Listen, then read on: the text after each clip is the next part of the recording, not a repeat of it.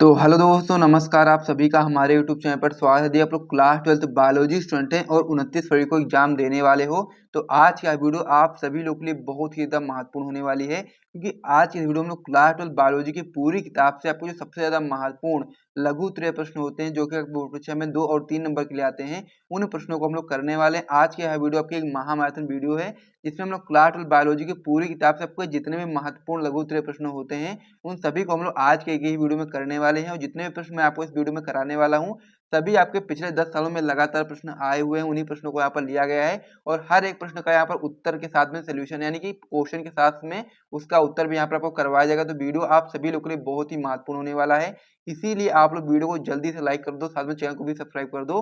फिर हम लोग वीडियो को स्टार्ट करते हैं। क्लास 12 बायोलॉजी की पूरी किताब से आपको जो सबसे ज्यादा महत्वपूर्ण 2 और 3 नंबर वाले जो मोस्ट इंपॉर्टेंट क्वेश्चन होते हैं, जो कि आपके बोर्ड परीक्षा में हर साल आते हैं, उन प्रश्नों को हम लोग देखना शुरू करेंगे। और 1 से लेकर के 60 प्रश्न हम लोग यहाँ पर करने वाले हैं, जो कि आपके बोर्ड परीक्षा के लिए बहुत ही महत्वपूर्ण होने वाले हैं। तो सारे प्रश्नों को आप लोग देख लीजिएगा और तैयार कर लीजिएगा, यदि आप लोग क्लास 12 की बायोलॉजी में 70 में बिल्कुल पक्का करना चाहते हैं। तो ये वीडियो आप सभी लोगों के लिए वेरी इंपॉर्टेंट होने वाली, तो इसीलिए आप लोग जल्दी से वीडियो को लाइक कर दो, साथ में चैनल को भी सब्सक्राइब कर दो। फिर हम लोग वीडियो को स्टार्ट करते हैं। वीडियो को शुरू करने से पहले मैं एक और जरूरी बात आपको बताना चाहता हूँ कि यदि आपको क्लास 12 बायोलॉजी के सभी इंपॉर्टेंट क्वेश्चन आंसर चाहिए, तो आप लोग हमारा टॉपर ग्रुप ज्वाइन कर सकते हैं। एक वीडियो का प्राइस मात्र 50 रुपये रखा गया है। ये हमारा नंबर हो जाता है 97 93 94 00 81। इसी नंबर पर आपको पेमेंट करना, फिर इसी नंबर पर आपको पेमेंट का स्क्रीनशॉट भेज देना है। फिर आपको इसमें जितने भी इंपॉर्टेंट क्वेश्चन आंसर हैं वो आपको सारे मिल जाएंगे व्हाट्सएप पर। तो चलिए अब हम लोग वीडियो को स्टार्ट करते हैं। आप लोग सारी चीज़ों को समझ गए होंगे। तो हम लोग क्लास 12 बायोलॉजी की आपकी यह महामैराथन वीडियो आप सभी लोग के लिए बहुत ही ज़्यादा महत्वपूर्ण होने वाली है, इसीलिए आपको इस वीडियो को बिल्कुल भी स्किप नहीं करना है। और जितने भी मोस्ट इंपॉर्टेंट क्वेश्चन होते हैं उन सभी को आपको आज के आज ही तैयार कर लेना है। तो चलिए अब हम लोग अपनी वीडियो को स्टार्ट करते हैं। जो मोस्ट इंपॉर्टेंट क्वेश्चन होते हैं, जो कि बोर्ड परीक्षा में 2 और 3 नंबर के लिए आते हैं, उनको आइए हम लोग देखना शुरू कर देते हैं। तो आप लोगों ने, मैं उम्मीद करता हूँ कि वीडियो को लाइक और चैनल को सब्सक्राइब कर दिया होगा, और दोस्तों के साथ वीडियो को शेयर भी कर दिए, ताकि वो लोग भी आएँ और अधिक से अधिक लोग इस वीडियो का लाभ उठा पाएँ। तो चलो अब हम लोग वीडियो को स्टार्ट करते हैं, महत्वपूर्ण प्रश्नों को देखना शुरू कर देते हैं। तो इस पेज को मैं हटाता हूँ और क्वेश्चन को लेकर के आते हैं और करना स्टार्ट करते हैं। आज का जो हमारा पहला क्वेश्चन होने वाला है, वो आपका होने वाला है कि अपरा की परिभाषा दीजिए, इसके 2 कार्य लिखिए। बहुत ही महत्वपूर्ण क्वेश्चन आपका ये होता है अपरा वाला, तो इसे आपको अपनी कॉपी में अच्छे तरीके से नोट कर लेना है, क्योंकि ये क्वेश्चन आपकी बोर्ड परीक्षा में 15 बार पूछा गया है और हर बार पूछा जाता है।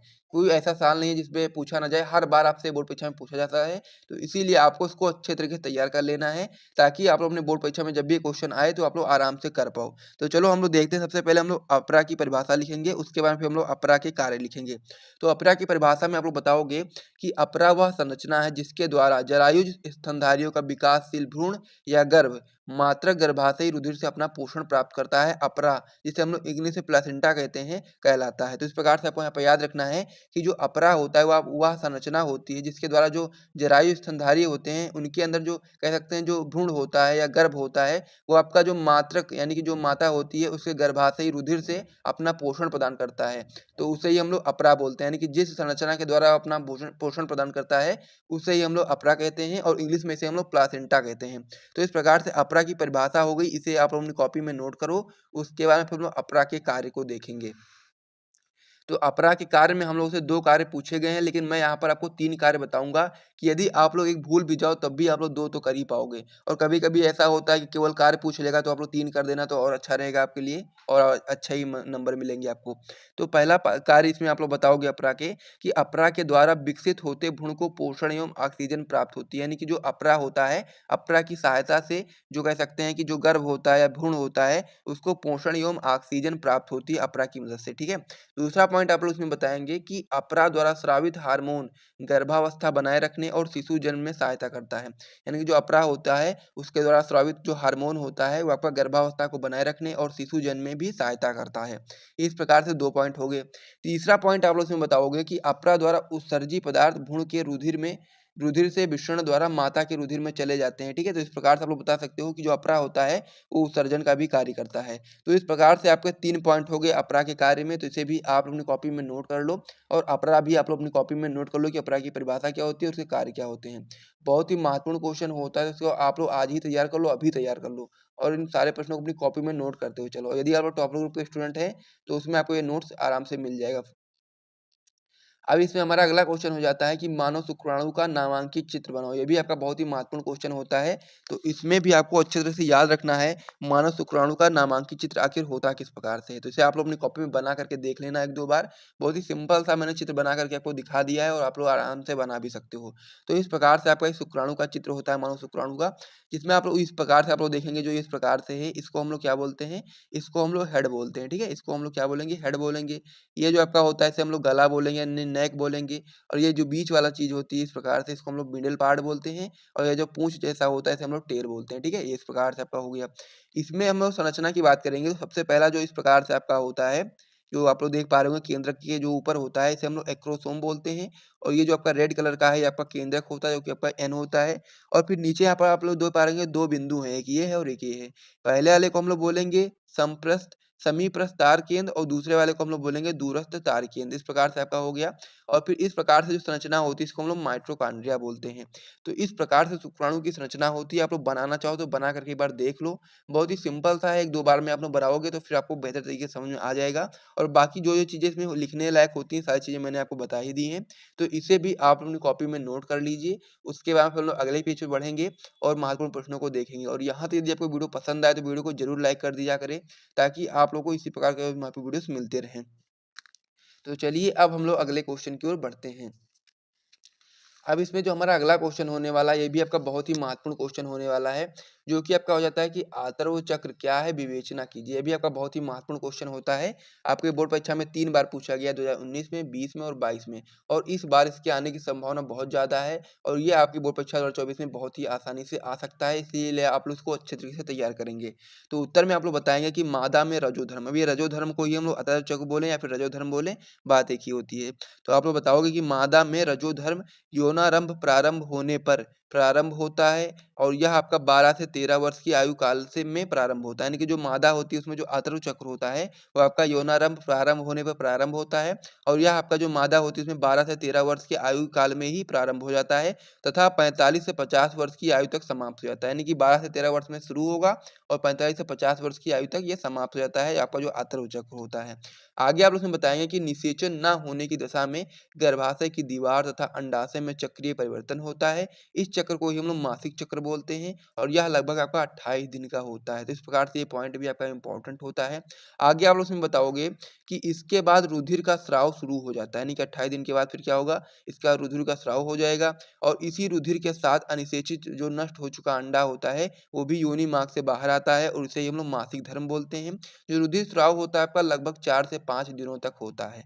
तो इस प्रकार से आपको यहाँ पर याद रखना है। और एक इसमें महत्वपूर्ण पॉइंट होता है कि एफ एस एच और LH हार्मोन जो आपका होता है, हार्मोन के नियंत्रण से ही यह प्रक्रिया होती है। तो ये प्रश्न आपसे पूछा जा सकता है बहुविकल्पी में भी, कि आपका जो आतर्व चक्र होता है वो किसके नियंत्रण से होता है। तो आप लोग बताएंगे कि FSH और LH हार्मोन के नियंत्रण से ही यह क्रिया होती है। तो इस प्रकार से ये जो पूरा क्वेश्चन था आप लोगों ने समझ लिया होगा। काफी एकदम महत्वपूर्ण क्वेश्चन आपके बोर्ड परीक्षा के लिए आपका होता है, आतर्व चक्र क्या है। तो इसे आप लोग अभी के अभी तैयार कर लो, बिल्कुल भी टाइम वेस्ट मत करो, क्योंकि ये क्वेश्चन आपकी बोर्ड परीक्षा में आ सकता है।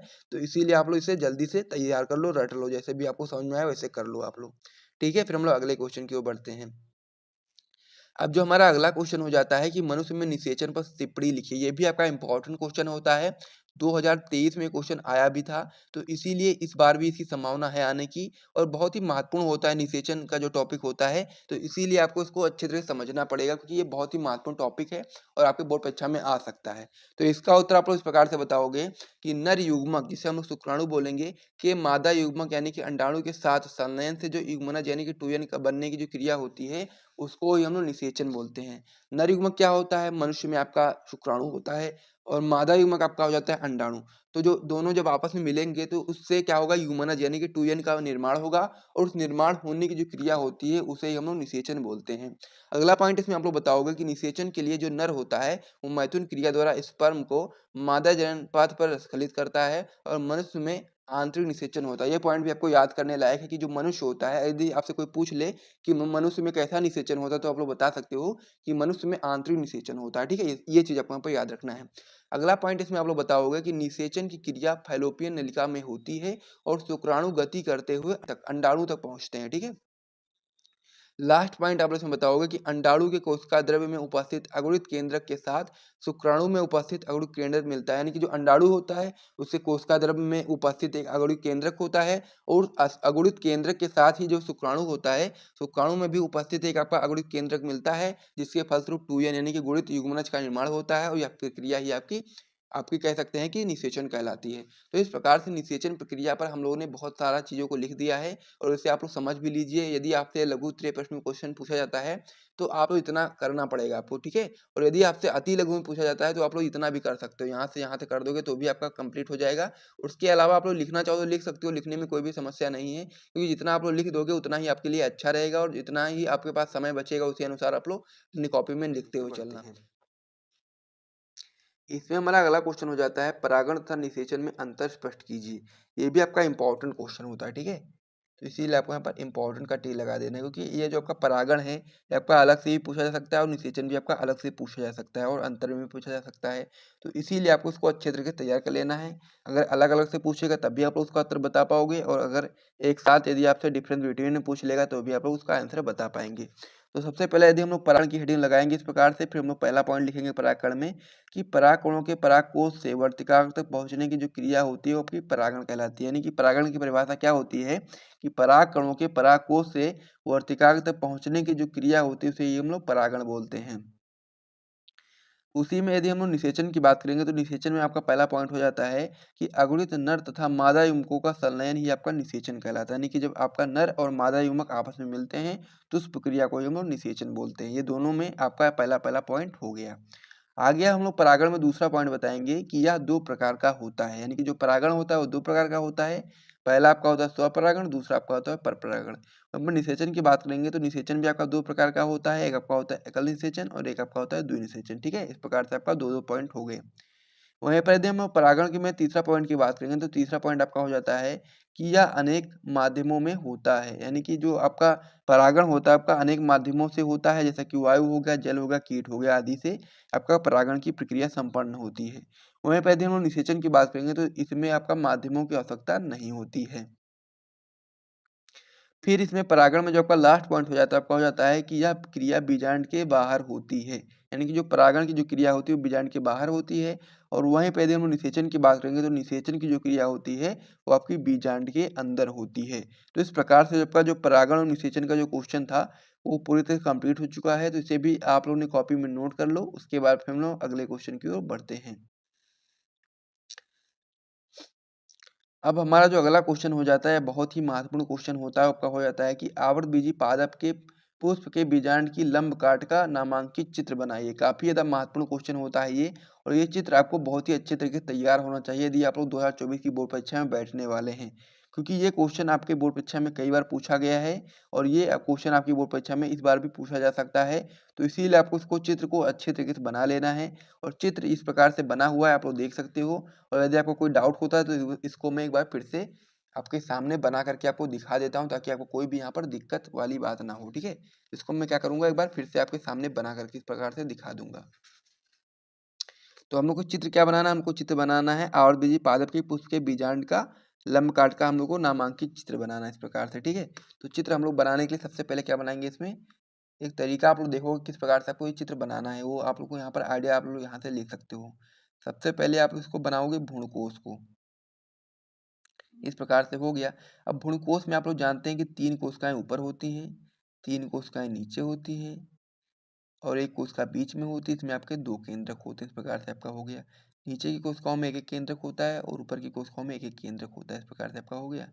उसके यहाँ पे हम लोग क्या करेंगे, इसको इस प्रकार से बनाएंगे, ये आपका हो जाता है अध्यावरण, ठीक है। इस प्रकार से आप लोग बनाओगे। बहुत ही सिंपल तरीका है इसको बनाने का, कोई इसमें मंत्र थोड़ी पढ़ना है। इस प्रकार से आपका ये बीजांड हो गया। उसके यहाँ पे हम लोग इसका नामकरण कर देना है, ठीक है। नामकरण हम लोग बहुत ही आसानी से कर सकते हैं। सबसे पहले इस वाली चीज को हम लोग क्या बताएंगे, जो आपका द्वार दिख रहा है इसको हम लोग क्या बोलेंगे, इसको हम लोग बीजांड द्वार बोलते हैं, बीजांड द्वार, ठीक है। अब जो बीजांड द्वार की जो अपोजिट वाली साइड होती है यहाँ पर, जहाँ पर अध्यावरण नहीं होता है, ये जो अपूर्ण होता है यहाँ पर, इसको हम लोग क्या बोलते हैं, निभाग,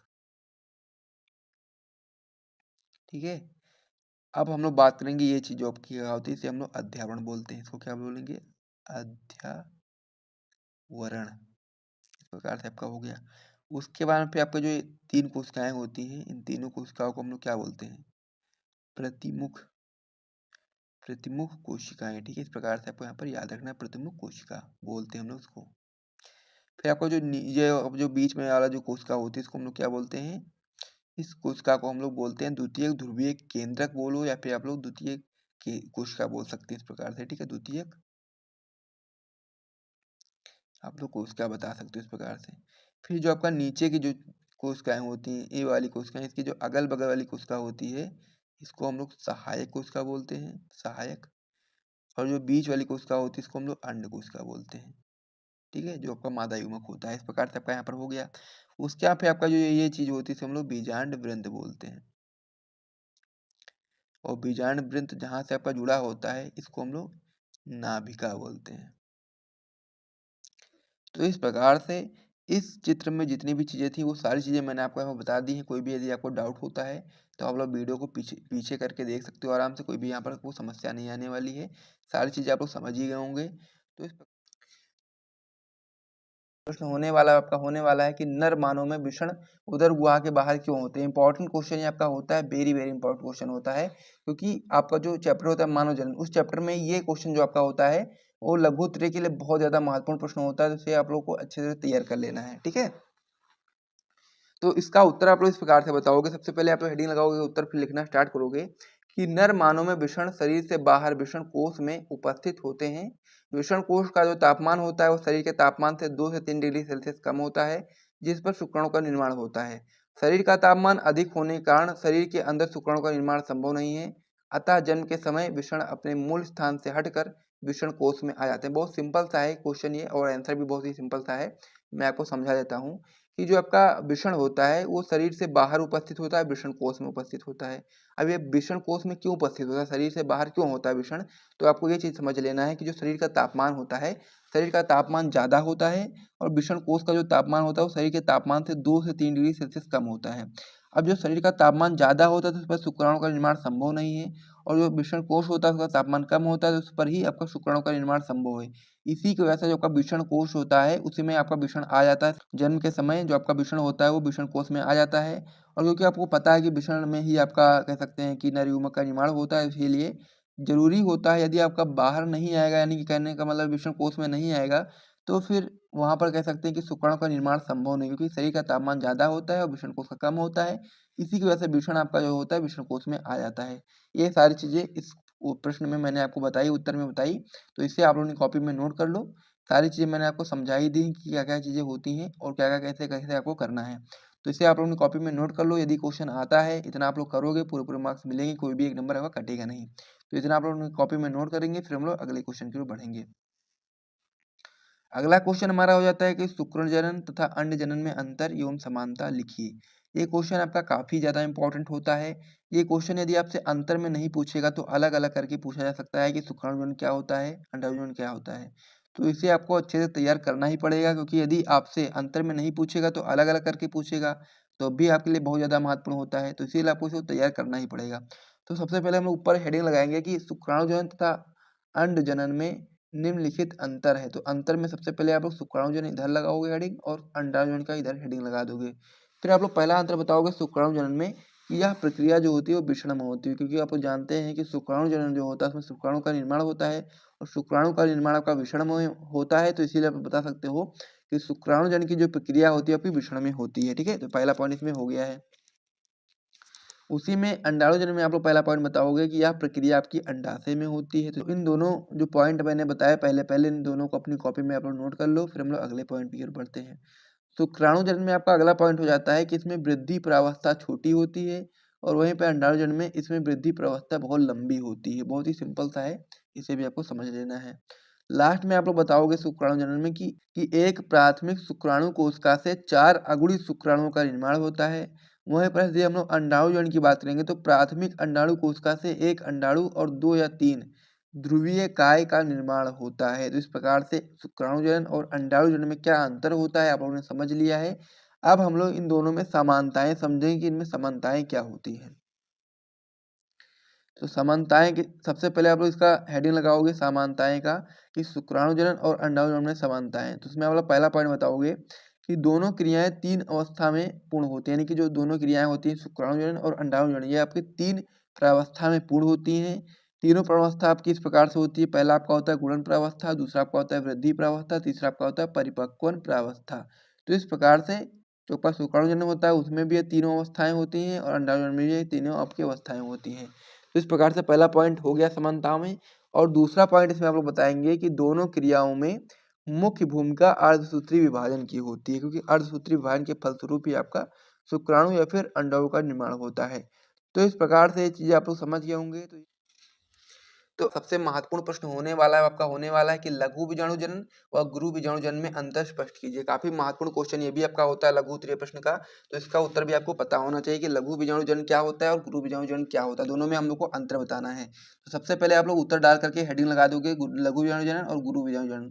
तो लघु बीजाणु जनन में आप लोग पहला पॉइंट लिखोगे कि यह क्रिया पुंकेसर के पराकोष में होती है। काफी इंपॉर्टेंट पॉइंट होता है, तो इसे आपको यहाँ पर याद रखना है कि जो लघु बीजाणु जनन होता है वो आपका पुंकेसर के पराकोष में होता है। ये चीज आपको यहाँ पर याद रखना है।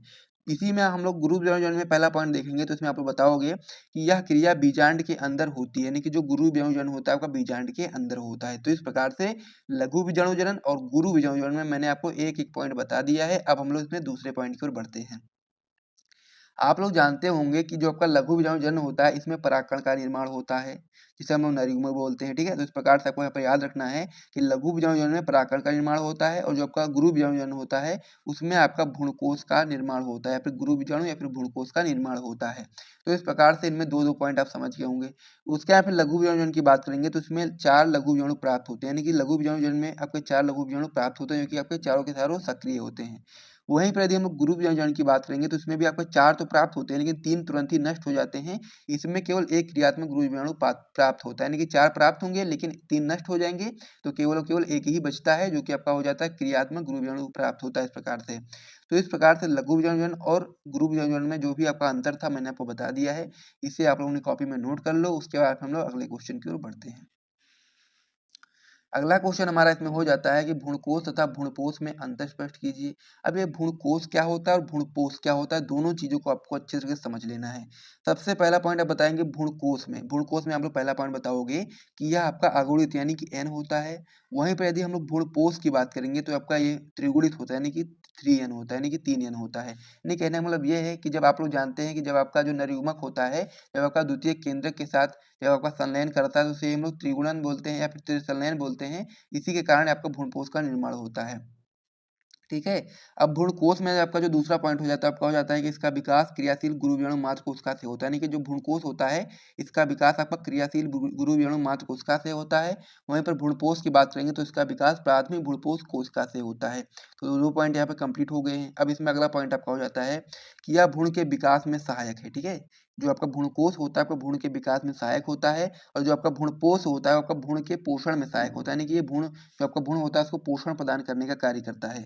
भ्रूणकोश की बात करेंगे तो इसमें भोजन संचित नहीं होता है, भ्रूणपोष में आपका भोजन संचित होता है, क्योंकि यही आपका पोषण प्रदान करने का कार्य करता है। इस वजह से इसमें पोषण कह सकते हैं कि भोजन संचित होता है। तो इस प्रकार से भ्रूणकोश और भ्रूणपोष में अंतर मैंने आपको समझा दिया है। इसे आप लोग कॉपी में नोट कर लो, इंपॉर्टेंट क्वेश्चन होता है।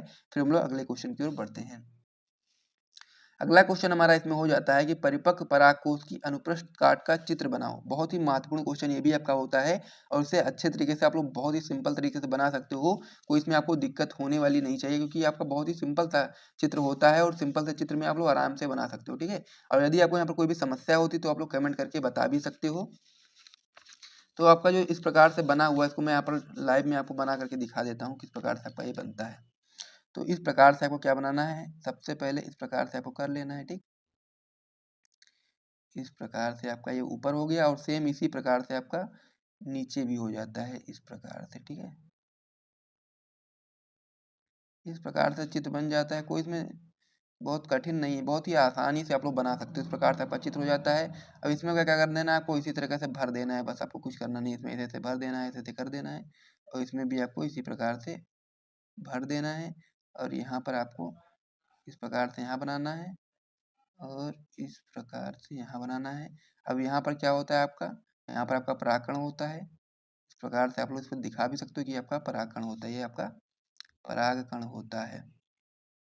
यहाँ पर एक संवहन बंडल होता है, हम संवहन पूल भी बोल सकते हैं, जो कि चित्र में आप लोग देख ही सकते हो। और फिर ये आपका ये ऊपर वाला त्वचा होती है, इसे हम लोग अधिचर्म बोलते हैं। ये आपका रंध्रक होता है। तो इस प्रकार से जो परिपक्व परागकोश होता है उसकी अनुपस्थ काट का चित्र इस प्रकार से हो जाता है, जैसा कि आप लोग चित्र में देख पा रहे होंगे। तो इसे आप लोग अपनी कॉपी में बना लेना आराम से, कोई दिक्कत वाली बात नहीं है। उसके बाद हम लोग अगले पेज पर बढ़ते हैं और अगला क्वेश्चन देखते हैं। और यहाँ से यदि आपको वीडियो पसंद आए तो वीडियो को एक बार छोटा सा लाइक तो आप लोग कर ही सकते हो।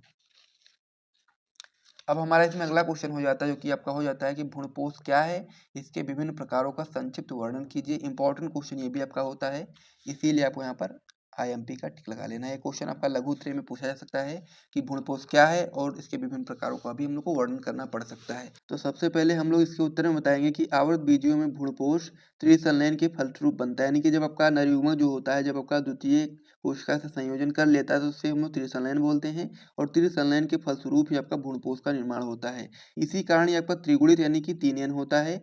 भ्रूणपोष वृद्धि करते हुए भ्रूण को पोषण प्रदान करने का कार्य करता है। इस प्रकार से आपका हो गया।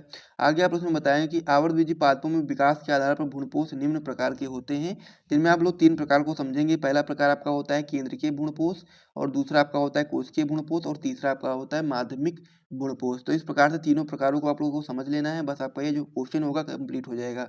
तो इसमें सबसे पहले हम लोग केंद्रीय भ्रूणपोष के बारे में समझेंगे। तो इसमें आप लोग बताओगे कि इस प्रकार के भ्रूणपोष में प्राथमिक भ्रूणपोष केंद्रक बार बार विभाजित होता है, लेकिन कोशिका भित्ति का निर्माण नहीं होता। यानी कि इसमें क्या होता है कि इसमें जो प्राथमिक भ्रूणपोष केंद्रक होता है वो तो बार बार विभाजित होता रहेगा, लेकिन इसमें कोशिका भित्ति का निर्माण नहीं होता है, इसीलिए हम उसको केंद्रीय भ्रूणपोष बोलते हैं।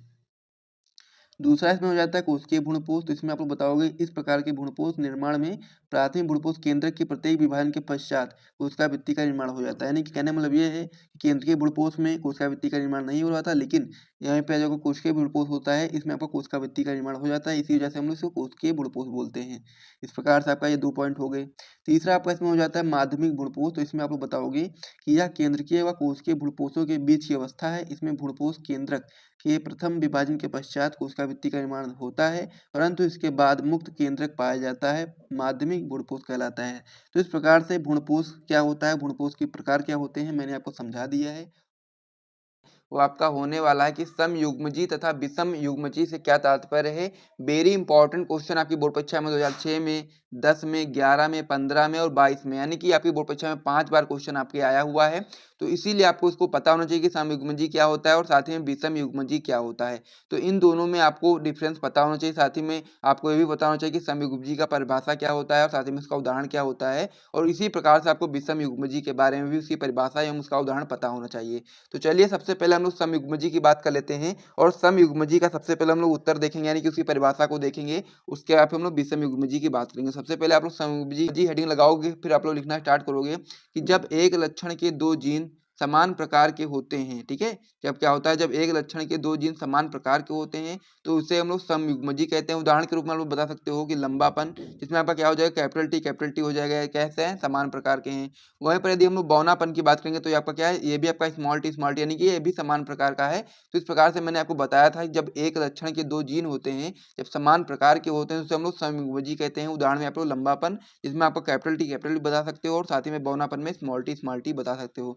तो इस प्रकार से समयुग्मजी हो जाता है। फिर हम लोग विषम युग्मजी की बात करें तो इसमें आप लोग बता सकते हो कि यदि एक ही लक्षण के दोनों जीन्स जो आपके होते हैं वो असमान या फिर अलग अलग होते हैं तो उससे हम लोग विषम युग्मजी कहते हैं। जैसे कि मान लीजिए शंकर लंबा पौधा, उदाहरण में आप लोग बता सकते हो शंकर लंबा पौधा। यहाँ पर क्या हो रहा था, लंबापन या तो हो रहा था या फिर बौनापन हो रहा था। तो लंबापन में आप लोग कैपिटल टी स्मॉल थे और बौनापन में आपका हो रहा था स्मॉल टी। लेकिन जब आप लोग शंकर लंबे पौधे की बात करेंगे तो ये क्या हो जाएगा, आपका कैपिटल टी और स्मॉल टी, यानी कि क्या होगा, ये मध्य में, यानी कि ना बौना होगा और ना ये बहुत ज्यादा लंबा होगा, यानी कि बौना और लंबे के बीच में आपका ये होगा। तो इसीलिए हम इसको शंकर लंबा पौधा बोल देंगे और ये आपका कैपिटल टी और स्मॉल टी हो जाएगा। तो ये आपका विषम युग्मजी होता है और ये आपका समयुग्मजी होता है। तो एक बार मैं फिर से रिपीट कर देता हूँ। समयुग्मजी की परिभाषा में आप लोग बताओगे कि जब एक लक्षण के 2 जीन समान प्रकार के होते हैं तो हम लोग समयुग्मजी बोलते हैं। उदाहरण के रूप में बता सकते हो लंबापन कैपिटल टी, बौनापन स्मॉल टी। विषम जब आप लोग बताओगे कि यदि एक ही लक्षण के दोनों जीन असमान या फिर अलग अलग होते हैं तो उसे हम लोग विषम युग्मजी कहते हैं। उदाहरण में आप लोग बता सकते हो शंकर लंबा पौधा, यानी कि कैपिटल टी स्मॉल टी। तो इस प्रकार से क्वेश्चन कंप्लीट हो जाता है। तो इसे आप लोग अपनी कॉपी में नोट कर लीजिए। फिर हम लोग अगले क्वेश्चन की ओर बढ़ते हैं। इसमें हमारा अगला क्वेश्चन हो जाता है कि मेंडल के प्रभाविता के नियम को समझाइए। ये भी आपकी बोर्ड परीक्षा के लिए बहुत ही महत्वपूर्ण है। मेंडल के प्रभाविता का नियम जो आपका होता है बहुत ही महत्वपूर्ण आपके बोर्ड परीक्षा के लिए। आपकी बोर्ड परीक्षा में 2017 में, 18 में, 19 में, 22 में और 23 में यानी कि लगातार पूछा जा रहा है। तो इसीलिए आपको इस क्वेश्चन को अच्छे तरीके से तैयार कर लेना पड़ेगा, ताकि आप लोग अपने बोर्ड एग्जाम में जब भी क्वेश्चन आए तो आप लोग आराम से कर पाओ। तो इसीलिए आप लोग सबसे पहले मेंडल के प्रभाविता के नियम को समझाइए।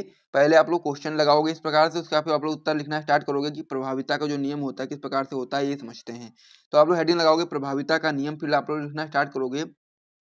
जब एक जोड़ी अलग-अलग उपलक्षणों वाले जीवों के बीच हम लोग संकरण कराते हैं, जो प्रथम पीढ़ी होती है उसमें केवल प्रभावी लक्षण दिखाई देते हैं। इससे ही हम लोग प्रभाविता का नियम कहते हैं। क्या होता है कि जब हम लोग एक जोड़ी अलग-अलग उपलक्षणों वाले जीवों के बीच संकरण कराएँगे, तो क्या होगा, यहाँ से आपकी प्रथम पीढ़ी जो होगी उसमें आपके केवल और केवल प्रभावी लक्षण दिखाई देंगे, और इसे ही हम लोग प्रभाविता का नियम कहते हैं। तो ये चीज़ आपको यहाँ पर याद रख लेना, बहुत ही सिंपल सी परिभाषा है। अब यहाँ पर आप लोगों को ध्यान देना है इस प्रकार से, उदाहरण के रूप में आप लोग समझ सकते हो। हम लोग क्या कर रहे हैं, हम लोग एक ही जोड़ी के अलग-अलग उपलक्षण वाले जीवों के बीच संकरण करा रहे हैं। यानी कि हम लोग क्या ले रहे हैं, शुद्ध लंबा ले रहे हैं, साथ ही में शुद्ध बौना ले रहे हैं। तो शुद्ध लंबा आपका हो जाएगा कैपिटल टी, और शुद्ध बौना आपका हो जाएगा स्मॉल टी। तो यहाँ से जो आपका युग्मक बनेगा आपका क्या हो जाएगा, टी हो जाएगा, केवल कैपिटल टी हो जाएगा, और यहाँ का जो युग्मक आपका बनेगा वो आपका हो जाएगा स्मॉल टी। तो इस प्रकार से आपका हो गया। फिर ये दोनों जो आपस में मिलेंगे तो क्या हो जाएगा, कैपिटल टी स्मॉल टी, यानी कि 100% संकर लंबे पौधे प्राप्त होंगे। तो इसीलिए आप लोग बता सकते हो कि जब हम लोग क्या करते हैं, एक जोड़ी अलग-अलग उपलक्षणों वाले जीवों के बीच संकरण कराते हैं, तो जो प्रथम पीढ़ी होती है उसमें केवल प्रभावी लक्षण दिखाई देगा। इसे हम लोग प्रभाविता का नियम कहते हैं। तो इस प्रकार से आप बता सकते हो कि जो आपका कैपिटल टी और स्मॉल टी होगा, ये आपका 100% संकर लंबे पौधे प्राप्त होंगे जब हम लोग एक जोड़ी वाले अलग-अलग उपलक्षणों वाले जीवों के बीच संकरण कराएँगे, और साथ ही में और इस नियम को हम लोग प्रभाविता का नियम कहते हैं। जनक आपका हो जाएगा शुद्ध लंबा, शुद्ध बौना, इसमें हम लोग क्या कराते हैं, संकरण कराते हैं, और फिर आपका यहाँ से युग्मक बनता है। फिर युग्मक जब आपका आपस में मिलता है, तो यहाँ से आपका कह सकते हैं कि प्रभाविता का जो लक्षण होते हैं वो दिखाई देते हैं। तो इसीलिए आप बता सकते हो कि ये आपका प्रभाविता का नियम होता है। और यदि आपसे क्वेश्चन पूछा जाए तो आपको यहाँ पर सबसे पहले परिभाषा को बता देना है, उसके बाद में फिर आपको ये भी लिख करके बता देना है, इस प्रकार से ग्राफ बना देना है, इस प्रकार से आपको समझा देना है लिख करके, ताकि आपको पूरे मार्क्स मिल जाएं। ठीक है, तो आप लोग समझ गए होंगे पूरी चीज़ों को, तो इसे आप लोग कॉपी में नोट कर लीजिए। फिर हम लोग अगले पेज पे बढ़ते हैं और अगले प्रश्नों को देखते हैं। सारे प्रश्न जो मैंने अभी तक आपको बताए हैं, सभी आपके बोर्ड परीक्षा के लिए बहुत ही महत्वपूर्ण है, तो इसे आप लोग जल्दी से नोट कर लीजिए। फिर हम लोग आगे बढ़ते हैं। अब इसमें हमारा अगला क्वेश्चन होने वाला है कि आनुवांशिक रोग क्या है? डाउन सिंड्रोम यानी कि मंगोली जड़ता वाले व्यक्ति में गुणसूत्र की संख्या कितनी होती है और उसके क्या लक्षण होते हैं? अभी भी बोर्ड परीक्षा में 2006 में, 7 में, 10 में, 11 में, 15 में यानी कि 5 बार पूछा गया है। क्वेश्चन आपका हो जाता है कि आनुवांशिक रोग क्या है? सबसे पहले हम लोग को उस चीज़ को बताना है। फिर हम लोग को डाउन सिंड्रोम यानी कि मंगोली जड़ता वाले व्यक्ति में गुणसूत्र की संख्या कितनी होती है उसको बताना है। उसके बाद फिर जिस भी व्यक्ति को मंगोली जड़ता यानी कि डाउन सिंड्रोम हो जाता है, उसमें कौन से लक्षण दिखाई देते हैं उसके बारे में भी हम लोग को बताना है। तो सबसे पहले आप लोग बताओगे अनुवांशिक रोग के बारे में, क्योंकि पहला क्वेश्चन आपसे यही पूछा गया है कि अनुवांशिक रोग क्या है। तो आप लोग अनुवांशिक रोग की हेडिंग लगाओगे, फिर आप लोग लिखना स्टार्ट करोगे कि वह रोग जिनका वहन जीन्स या गुणसूत्र द्वारा एक पीढ़ी से दूसरी पीढ़ी में संचरण होता है, अनुवांशिक रोग कहलाते हैं। उदाहरण में आप बता सकते हो डाउन सिंड्रोम और वर्णांधता, ये दोनों आपके अनुवांशिक रोग के उदाहरण हैं। और ये रोग आपका इस प्रकार से होता है कि इसमें आप लोग परिभाषा में बता ही सकते हैं कि वह रोग जिनका वहन जीन्स करे या फिर गुणसूत्र द्वारा एक पीढ़ी से दूसरी पीढ़ी में किया जाता है, उसे हम लोग अनुवांशिक रोग बोलते हैं। उदाहरण में मैंने आपको बता ही दिया है, डाउन सिंड्रोम और वर्णांधता। फिर आगे हमसे पूछा गया था इसमें कि डाउन सिंड्रोम वाले व्यक्ति में गुणसूत्र की संख्या कितनी होती है। तो अब आप लोग डाउन सिंड्रोम के बारे में थोड़ी सी जानकारी प्राप्त कर लीजिए, क्योंकि ये जो आपका डाउन सिंड्रोम होता है, ये आपका अलग से भी पूछा जा सकता है कि डाउन सिंड्रोम क्या होता है बताइए। तो आप लोग ये चीज बता सकते हो कि जब 21वीं जोड़ी गुणसूत्र 2 के बजाय 3 हो जाता है, तो इसे हम लोग डाउन सिंड्रोम या फिर एकाधिक सूत्रता बोलते हैं, और इसे हम लोग मंगोली जड़ता भी कहते हैं। इसमें गुणसूत्र की जो संख्या होती है वो 47 हो जाती है, क्योंकि होना ये चाहिए कि 21वीं जोड़ी जो गुणसूत्र होता है उसमें भी आपके 2 ही गुणसूत्र होने चाहिए, लेकिन जब 2 के बजाय 3 हो जाएगा तो उसे ही हम लोग क्या बोलेंगे, डाउन सिंड्रोम बोलेंगे। और फिर आपका जो मनुष्य होता है उसमें जो गुणसूत्रों की संख्या 46 होती है, 46 की जगह 47 हो जाएगा। तो इसीलिए आप लोग बता सकते हो कि डाउन सिंड्रोम जो आपका होता है उसमें जो गुणसूत्रों की संख्या होती है वो 47 होती है। इस प्रकार से डाउन सिंड्रोम के बारे में भी आपको जानकारी मिल गई है। अब हम लोग बात कर लेते हैं कि जिस भी व्यक्ति को डाउन सिंड्रोम हो जाता है उसमें कौन-कौन से लक्षण दिखाई देते हैं। तो लक्षण में आप लोग बता सकते हो कि इनकी जो गर्दन होती है वो मोटी हो जाती है, त्वचा खुरदरी हो जाती है, जीभ मोटी हो जाती है, आदि प्रकार के लक्षण दिखाई देते हैं और वहीं पर इनकी 16 से 17 वर्ष की आयु में ही मृत्यु हो जाती है। तो इस प्रकार से ये वाला क्वेश्चन भी कंप्लीट हो गया है, तो इसे भी आप लोग अपनी कॉपी में नोट कर लीजिए। महत्वपूर्ण क्वेश्चन है, तो इसे आप लोग जल्दी से अपनी कॉपी में नोट करेंगे, फिर हम लोग अगले क्वेश्चन की ओर बढ़ेंगे। अब हमारा इसमें अगला क्वेश्चन हो जाता है, ये भी आपके बोर्ड परीक्षा के लिए बहुत ही महत्वपूर्ण क्वेश्चन है कि अपूर्ण प्रभाविता पर टिप्पणी लिखिए। ये भी आपके बोर्ड परीक्षा में 2012 में, 16 में, 18 में, 19 में, 22 में, 20 में, यानी कि एनसीईआरटी क्वेश्चन भी है, प्लस में आपके बोर्ड परीक्षा में 6 बार पूछा भी गया है। तो इसीलिए क्वेश्चन आपकी बोर्ड परीक्षा के लिए बहुत ही महत्वपूर्ण है, तो इसे तो आपको बिल्कुल भी मिस नहीं करना है। तो हम लोग को यहाँ पर अपूर्ण प्रभाविता के बारे में पूरी जानकारी देनी, किस प्रकार से अपूर्ण प्रभाविता होता है। तो आप लोग बताओगे सबसे पहले कि अपूर्ण जो प्रभाविता होती है, अपूर्ण प्रभाविता, इसकी खोज की थी कार्ल कारेंस नामक वैज्ञानिक ने गुलाबासी पौधों में की थी। यानी कि जो अपूर्ण प्रभाविता होती है, इसकी खोज कार्ल कारेंस ने गुलाबासी के पौधों में किया था। तो इसलिए आप लोग ये चीज़ यहाँ पर याद रखोगे कि यदि आपसे कोई पूछ ले कि अपूर्ण प्रभाविता की खोज किसने की थी और किसमें की थी, तो आप लोग बता सकते हो कि अपूर्ण प्रभाविता की खोज कार्ल कारेंस ने की थी और गुलाबासी के पौधे में की थी। तो अब हम लोग क्या बात करेंगे, अब हम लोग अपूर्ण प्रभाविता की टिप्पणी के बारे में बात करेंगे, यानी कि उसकी परिभाषा के बारे में बात करेंगे।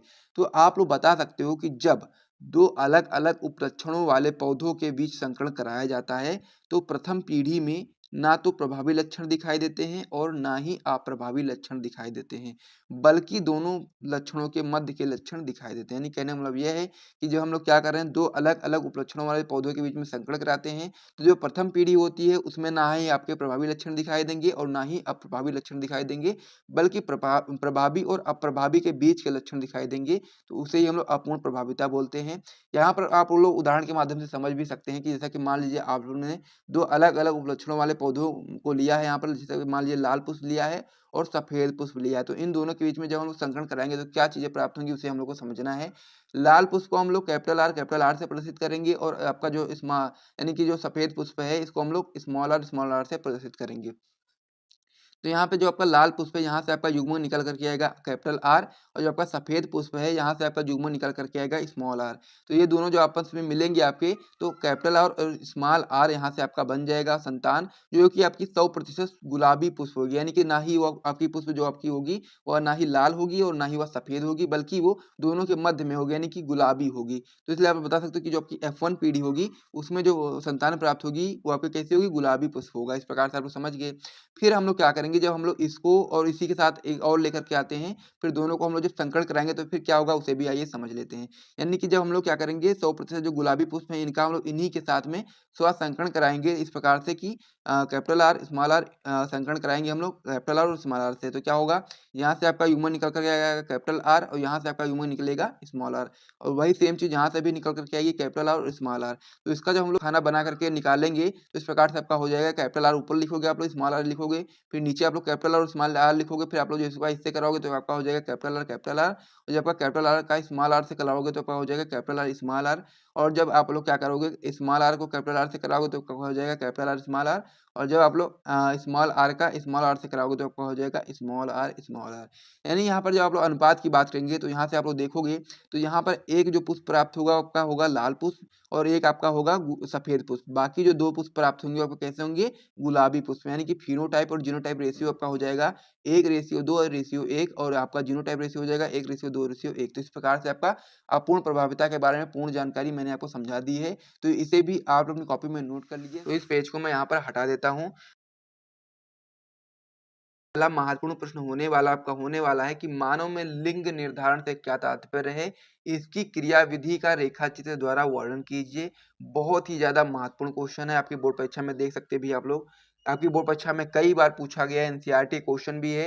ये क्वेश्चन आपकी बोर्ड परीक्षा के लिए बहुत ज्यादा महत्वपूर्ण है कि मानव में लिंग निर्धारण से क्या तात्पर्य है, इसकी क्रियाविधि का रेखाचित्र द्वारा वर्णन कीजिए। तो पूरा प्रोसेस यानी कि पूरा आंसर मैं आपको अच्छे तरीके से समझाऊंगा, तो इसीलिए आप लोग वीडियो को ध्यान से देखो और साथ ही में अंत तक बने रहिएगा और वीडियो में बताई गई सारी बातों को अपनी कॉपी में नोट करते हुए चलिएगा। तो चलिए देख लेते हैं, जो भी लोग टॉपर ग्रुप के मेंबर हैं उनको ये सारा पीडीएफ ग्रुप के अंतर्गत मिल जाएगा। तो सबसे पहले हम लोग को इसमें क्या बताना है, हम लोग को मानव में लिंग निर्धारण से क्या तात्पर्य, हम लोग को वो चीज सबसे पहले इसमें बतानी है। तो आप लोग बता सकते हो कि जो मानव में लिंग निर्धारण होता है, तो आप लोग बता सकते हैं कि मानव में 2 प्रकार के गुणसूत्र पाए जाते हैं। ये चीज आपको यहाँ पर याद रखना है कि जो मानव होता है उसमें 2 प्रकार के गुणसूत्र पाए जाते हैं। तो आपका पहला प्रकार होता है वो आपका दैहिक या फिर कायिक गुणसूत्र होता है, ठीक है। पहला पॉइंट क्या होता है इसमें, दैहिक या फिर कायिक गुणसूत्र। ये आपके कायिक लक्षणों का निर्धारण करते हैं और यौन संख्या में 22 जोड़ी होते हैं। यानी कि कहने मतलब ये है कि जो आपका दैहिक या कायिक गुणसूत्र होते हैं, ये आपके कायिक लक्षणों का निर्धारण करते हैं और साथ ही में संख्या में 22 जोड़ी होते हैं, ठीक है। 22 जोड़ी होते हैं। फिर आपका दूसरे पॉइंट में आपका आ जाता है गुणसूत्र जो आपका होता है लिंग गुणसूत्र। ये आपके लिंग निर्धारण करने वाले जीन हैं जो संख्या में 1 जोड़ी होते हैं। यानी कि टोटल मैंने आपको बताया है कि जो मनुष्य होता है उसमें 23 जोड़ी गुणसूत्र पाए जाते हैं, यानी कि 46 गुणसूत्र पाए जाते हैं। यह चीज आपको पहले से पता है। तो जो आपका दैहिक गुणसूत्र होते हैं आपके 22 जोड़ी होते हैं और जो आपका लिंग गुणसूत्र होता है आपका 1 जोड़ी होता है। ये चीज आपको यहाँ पर याद रखना है। और जो लिंग गुणसूत्र होते हैं वही ये निर्धारित करते हैं कि जो संतान है वो नर है या फिर मादा। ये चीजें लिंग गुणसूत्र ही निर्धारित करते हैं। तो इसीलिए सबसे पहले आप लोग इन दोनों पॉइंट को नोट कर लीजिए कि जो मानव होता है उसमें 2 प्रकार के गुणसूत्र पाए जाते हैं। पहला आपका होता है दैहिक या फिर कायिक गुणसूत्र। ये आपके जो कायिक गुणसूत्र होते हैं आपके कायिक लक्षणों का निर्धारण करते हैं और साथ ही में संख्या में 22 जोड़ी होते हैं, यानी कि टोटल कितने होते हैं, 44 होते हैं। और वहीं पे हम लोग लिंग गुणसूत्र की बात करेंगे तो ये आपके लिंग निर्धारण करने वाले जीन होते हैं जो कि संख्या में कह सकते हैं कि 1 जोड़ी होते हैं, जो कि आपको अब 2 बांध सकते हो। तो इस प्रकार से आपके 2 यहाँ से और 44 यहाँ से कितने हो गए, 46 हो गए। और 22 एक 23 जोड़ी, यानी कि 23 जोड़ी होता है प्लस 46 आपका गुणसूत्र होते हैं। ये चीज आपको यहाँ पर याद रखना है। तो आपको ये सारी चीज समझ ही गए होंगे। अब हम लोग आगे क्या करेंगे, हम लोग लिंग निर्धारण की जो XY विधि है उसको हम लोग समझेंगे, क्योंकि लिंग निर्धारण किस प्रकार से होता है उसको अब आप लोगों को यहाँ पर समझ लेना है। तो जो नर होता है, नर में आपके 2 लिंग गुणसूत्र होते हैं, ठीक है। और जो मादा होती है उसमें भी आपके 2 लिंग गुणसूत्र होते हैं। तो जो कि मादा होती है उसमें उसमें जो आपके लिंग गुणसूत्र होते हैं वो दोनों कैसे होते हैं, एक्स एक्स होते हैं। ये चीज आपको यहाँ पे याद रखना है कि जो मादा होती है उसमें आपके जो दोनों लिंग गुणसूत्र होते हैं आपके एक्स एक्स होते हैं। और जो आपका नर होता है उसमें जो आपके दोनों लिंग गुणसूत्र होते हैं उनमें से आपका एक होता है एक्स और एक का आपका होता है वाई, ठीक है। ये चीज आपको यहाँ पे याद रखना है। जब आपका जो मादा होगी, जब मादा का जो एक्स होगा, जब आपका जो आपका नर है, नर के जब एक्स से मिलेगा, यानी कि जो मादा है, मादा का जब एक्स आपका नर के एक्स से मिलेगा तो क्या बन जाएगा, तो बन जाएगा आपका यहाँ पर एक्स एक्स, यानी कि लड़की बन जाएगी। और जब फिर मादा का जो एक्स होगा वो पुरुष के वाई से मिलेगा तो आपका यहाँ पर एक्स वाई यानी कि लड़का बन जाएगा। तो ये चीज आपको यहाँ पर समझ लेना है कि जो आपका मादा होती है उसमें 2 लिंग गुणसूत्र पाए जाते हैं, दोनों आपके एक्स एक्स होते हैं। और जो नर होता है उसमें भी आपके 2 लिंग गुणसूत्र पाए जाते हैं, जिनमें आपका एक एक्स होता है, एक आपका वाई होता है, ठीक है। इस प्रकार से होता है। ये चीज आपको यहाँ पर सबसे पहले समझ लेना है। तो अब हम लोग बात करेंगे, जो आपका मान लीजिए मादा है आपका, तो ये आपका क्या है, एक्स एक्स है। और जो आपका नर है आपका एक्स वाई है। तो यहाँ से आपके 2 युग्मक बनेंगे ना, एक आपका बन जाएगा एक्स और एक आपका बन जाएगा एक्स, यानी कि अंडाणु हम लोग मानेंगे। तो जो अंडाणु होता है उसमें आपका क्या होगा, एक्स होगा। इस प्रकार से हम लोग समझ जाएंगे। फिर वहीं पर यदि हम लोग नर की बात करेंगे तो यहाँ से आपके 2 युग्मक बनेंगे, आपका होगा एक्स वाला, एक आपका होगा वाई वाला। तो जब आपका जो मादा युग्मक होगा, जब आपका मादा आपका जो ये वाला मान लीजिए, ये वाला जो आपका युग्मक है, जो आपका मादा होगा, जब मादा का जो एक्स होगा वो जब आपका कह सकते हैं कि जो नर होता है, नर वाले एक्स, यानी कि ये वाला चीज यहाँ से आकर के जब आपका नर वाले एक्स से मिलेगा तो क्या बन जाएगा आपका यहाँ पर, एक्स एक्स, यानी कि पुत्री, यानी कि कह सकते हैं लड़की बन जाएगा। वहीं पर जब आपका जो मादा का जो एक्स होगा वो आपका यहाँ से जाकर के यहाँ पर वाई में मिलेगा, यानी कि जो आपका मादा का एक्स होगा यहाँ से जो पुरुष का यानी कि नर का जो वायु होता है उससे मिलेगा। तो फिर आपका यहाँ पर एक्स वाई यानी कि पुत्र का निर्माण हो जाएगा। इस प्रकार से आप लोग समझ गए। फिर आप दूसरे युग्मक की बात करेंगे तो इसमें आप बता सकते हैं ये भी आपका एक्स है। तो जब आपका ये जो आपका एक्स होगा, ये भी आपका कह सकते हैं कि नर के एक्स से मिलेगा तो फिर यहाँ पर क्या हो जाएगा, एक्स एक्स, यानी कि एक्स एक्स हो जाएगा। तो यानी कि ये आपका हो जाएगा पुत्री। उसके बाद में फिर आपका जो एक्स होगा यहाँ से, जब आपका ये वाई से मिल जाएगा, यानी कि वायु यानी कि नर का जो वायु होता है, वायु गुणसूत्र होता है, उससे जब मिलेगा तो फिर आपका यहाँ पर हो जाएगा एक्स वाई यानी कि पुत्र। तो इस प्रकार से आप लोग बता सकते हैं कि यहाँ से आप लोग बता सकते हैं कि मानव में जो लिंग निर्धारण होता है वो इसी प्रकार से होता है। जब मादा का एक्स नर के एक्स से मिलेगा तो फिर आपका वहाँ पर मादा बन जाएगी। और जब मादा का एक्स आपका नर के वाई से मिल जाएगा तो फिर आपका वहाँ पर कह सकते हैं कि नर बन जाएगा। यानी कहने का मतलब ये है कि जो आपका नर होता है उसमें आपके एक्स वाई होते हैं और जो मादा होती है उसमें आपका एक्स एक्स होता है। तो यहाँ पर जब आपका जो एक्स होगा वो अगर वाई से मिल जाएगा यहाँ से नर से, तो फिर आपका वहाँ पर एक्स वाई यानी कि लड़का बन जाएगा, और जो आपका एक्स जो आपका होगा वो आपको जब एक्स से मिल जाएगा तो यहाँ पर एक्स एक्स यानी कि लड़की बन जाएगी। तो इस प्रकार से आप लोग समझ गए होंगे लिंग निर्धारण होता है मनुष्य में किस प्रकार से होता है। तो ये सारी चीज़ें आप लोग समझ लीजिए, रेखा चित्र मैंने आपको बता दिया, इसे आप लोग कॉपी में बना लीजिए। और साथ ही में यदि आपसे क्वेश्चन दीर्घ उत्तरीय प्रश्न में पूछा जाता है तो आप लोग रेखा चित्र बनाने के साथ में कुछ डिटेल भी लिख सकते हो। जो नर होता है उसमें आपके 2 लिंग गुणसूत्र पाए जाते हैं, एक आपका होता है एक्स, एक आपका होता है वाई। फिर आप लोग आगे बता सकते हो कि जो मादा होता है उसमें आपके जो दोनों लिंग गुणसूत्र पाए जाते हैं वो दोनों आपके एक्स एक्स होते हैं। तो बता सकते हो कि जब आपका मादा का एक्स जो आपका नर के एक्स से मिलता है तो आपका कह सकते हैं कि पुत्री का निर्माण होता है। और फिर आगे आप लोग बता सकते हो कि जब आपका मादा का एक्स जब आपका पुरुष के वाई से मिलता है तो यहाँ से आपका पुत्र का निर्माण होता है। तो इस प्रकार से ये सारी चीज़ें आप लोग बता सकते हो। तो मैंने इतनी सारी चीज़ें आपको समझा दी, तो इसे आप अपनी कॉपी में एक बार नोट कर लीजिए। फिर हम लोग अगले पेज पे बढ़ते हैं और अगले प्रश्न को देखते हैं। बहुत ही महत्वपूर्ण क्वेश्चन था। आपकी बोर्ड परीक्षा में यहाँ से आप लोग देख भी सकते हैं कि 1, 2, 3, 4, 5, 6, 7, 8, 9, 10 यानी कि 10-12 की बोर्ड परीक्षा में क्वेश्चन आया हुआ है। तो कितना ज़्यादा महत्वपूर्ण होगा, और ये हर साल आपके बोर्ड परीक्षा में आता है। तो इसीलिए आप लोग इसको नोट कर लीजिए। फिर हम लोग अगले पेज पे बढ़ते हैं। और यहाँ से यदि आपको वीडियो पसंद आए तो वीडियो को लाइक कर दीजिए, साथ में चैनल को भी सब्सक्राइब कर दीजिए। और जिसको भी टॉपर ग्रुप में ज्वाइन होना, वो लोग डिस्क्रिप्शन बॉक्स में नंबर दिया गया है, वहाँ से निकाल करके मैसेज करके पूरी जानकारी प्राप्त कर सकते हैं। एक सब्जेक्ट का प्राइस मात्र 100 रुपये रखा गया है।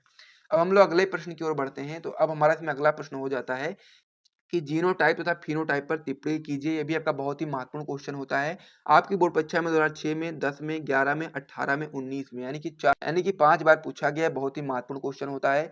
तो आप लोगों को यहाँ पर जीनोटाइप तथा फिनोटाइप में अंतर बताना है, आप कह सकते हैं कि टिप्पणी बताना है, परिभाषा बतानी है।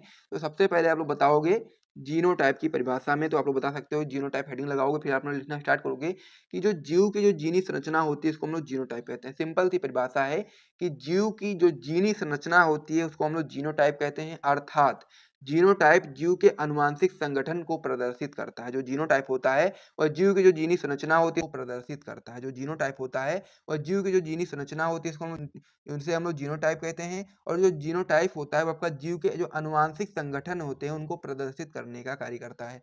तो इस प्रकार से आप लोग जीनोटाइप के बारे में समझ गए होंगे। अब हम लोग फिनोटाइप की बात कर लेते हैं। तो फिनोटाइप बहुत ही सिंपल है। आप इसमें बताओगे कि किसी जीव के बाह्य लक्षणों को ही हम लोग फिनोटाइप बोलते हैं। क्या होता है, जो कोई जीव है उसके जो बाह्य लक्षण होते हैं उसको ही हम लोग फिनोटाइप बोलते हैं। जैसे कि मान लीजिए कोई भी जीव आप लोगों ने देखा तो वो आपका कैसा है, जैसे मान लीजिए उसकी आंख है, आंख का रंग हो गया, साथ ही में कह सकते हैं कि जो पौधा हो गया, पौधे का लंबापन हो गया, बौनापन हो गया, यानी कि ये चीज बाहर से आपको दिखाई दे जाती है। तो वही आपका फिनोटाइप होता है। यानी कि किसी जीव के जो बाह्य लक्षण को फिनोटाइप हम लोग बोलते हैं, जो जीव में बाहर से ही दिखाई दे जाता है, जैसा कि लंबापन, बौनापन, आँख का रंग, ये सब आप लोग बाहर से देख सकते हो। तो इसीलिए आप लोग इसे फिनोटाइप बोल सकते हो। तो इस प्रकार से ये वाला क्वेश्चन भी कंप्लीट हो गया। इसे भी आप अपनी कॉपी में नोट कर लीजिए। फिर हम लोग अगले क्वेश्चन की ओर बढ़ते हैं।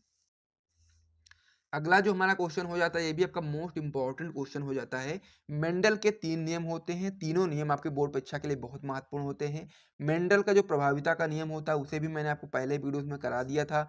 अब हम लोग पढ़ेंगे इसमें मेंडल के पृथक्करण का नियम, जो कि आपके बोर्ड एग्जाम के लिए काफी ज्यादा इंपॉर्टेंट होता है। सबसे ज्यादा इंपॉर्टेंट आपका प्रभाविता का नियम होता है, जो कि आपका अति लघु में भी आता है, लघु में भी आता है, और साथ ही में आपका कह सकते हैं कि और ये तीनों एक साथ में आपके दीर्घ में भी आ सकते हैं। तो उसके बाद में फिर आपका पृथक्करण का नियम भी बहुत ही इंपॉर्टेंट होता है। तो इसीलिए अब हम लोग मेंडल का जो पृथक्करण का नियम होता है उसको हम लोग समझेंगे। ये आपका मेंडल का द्वितीय नियम भी होता है। तो इसमें आप लोग बता सकते हो, ये आपका इंपॉर्टेंट क्वेश्चन है। 2017 में, 22 में, 23 में 3 बार पूछा गया है, लेकिन महत्वपूर्ण बहुत है ये। तो इसीलिए आपको उसको बिल्कुल भी मिस नहीं करना, अच्छे तरीके से तैयार कर लेना है। तो चलिए देखते हैं पृथक्करण का नियम किस प्रकार से होता है। तो आप लोग इसमें बताओगे कि जब एक जोड़ी अलग अलग उपलक्षणों वाले जीवों के बीच संकरण कराते हैं तो जो प्रथम पीढ़ी होती है यानी कि F1 पीढ़ी में केवल प्रभावी लक्षण दिखाई देते हैं।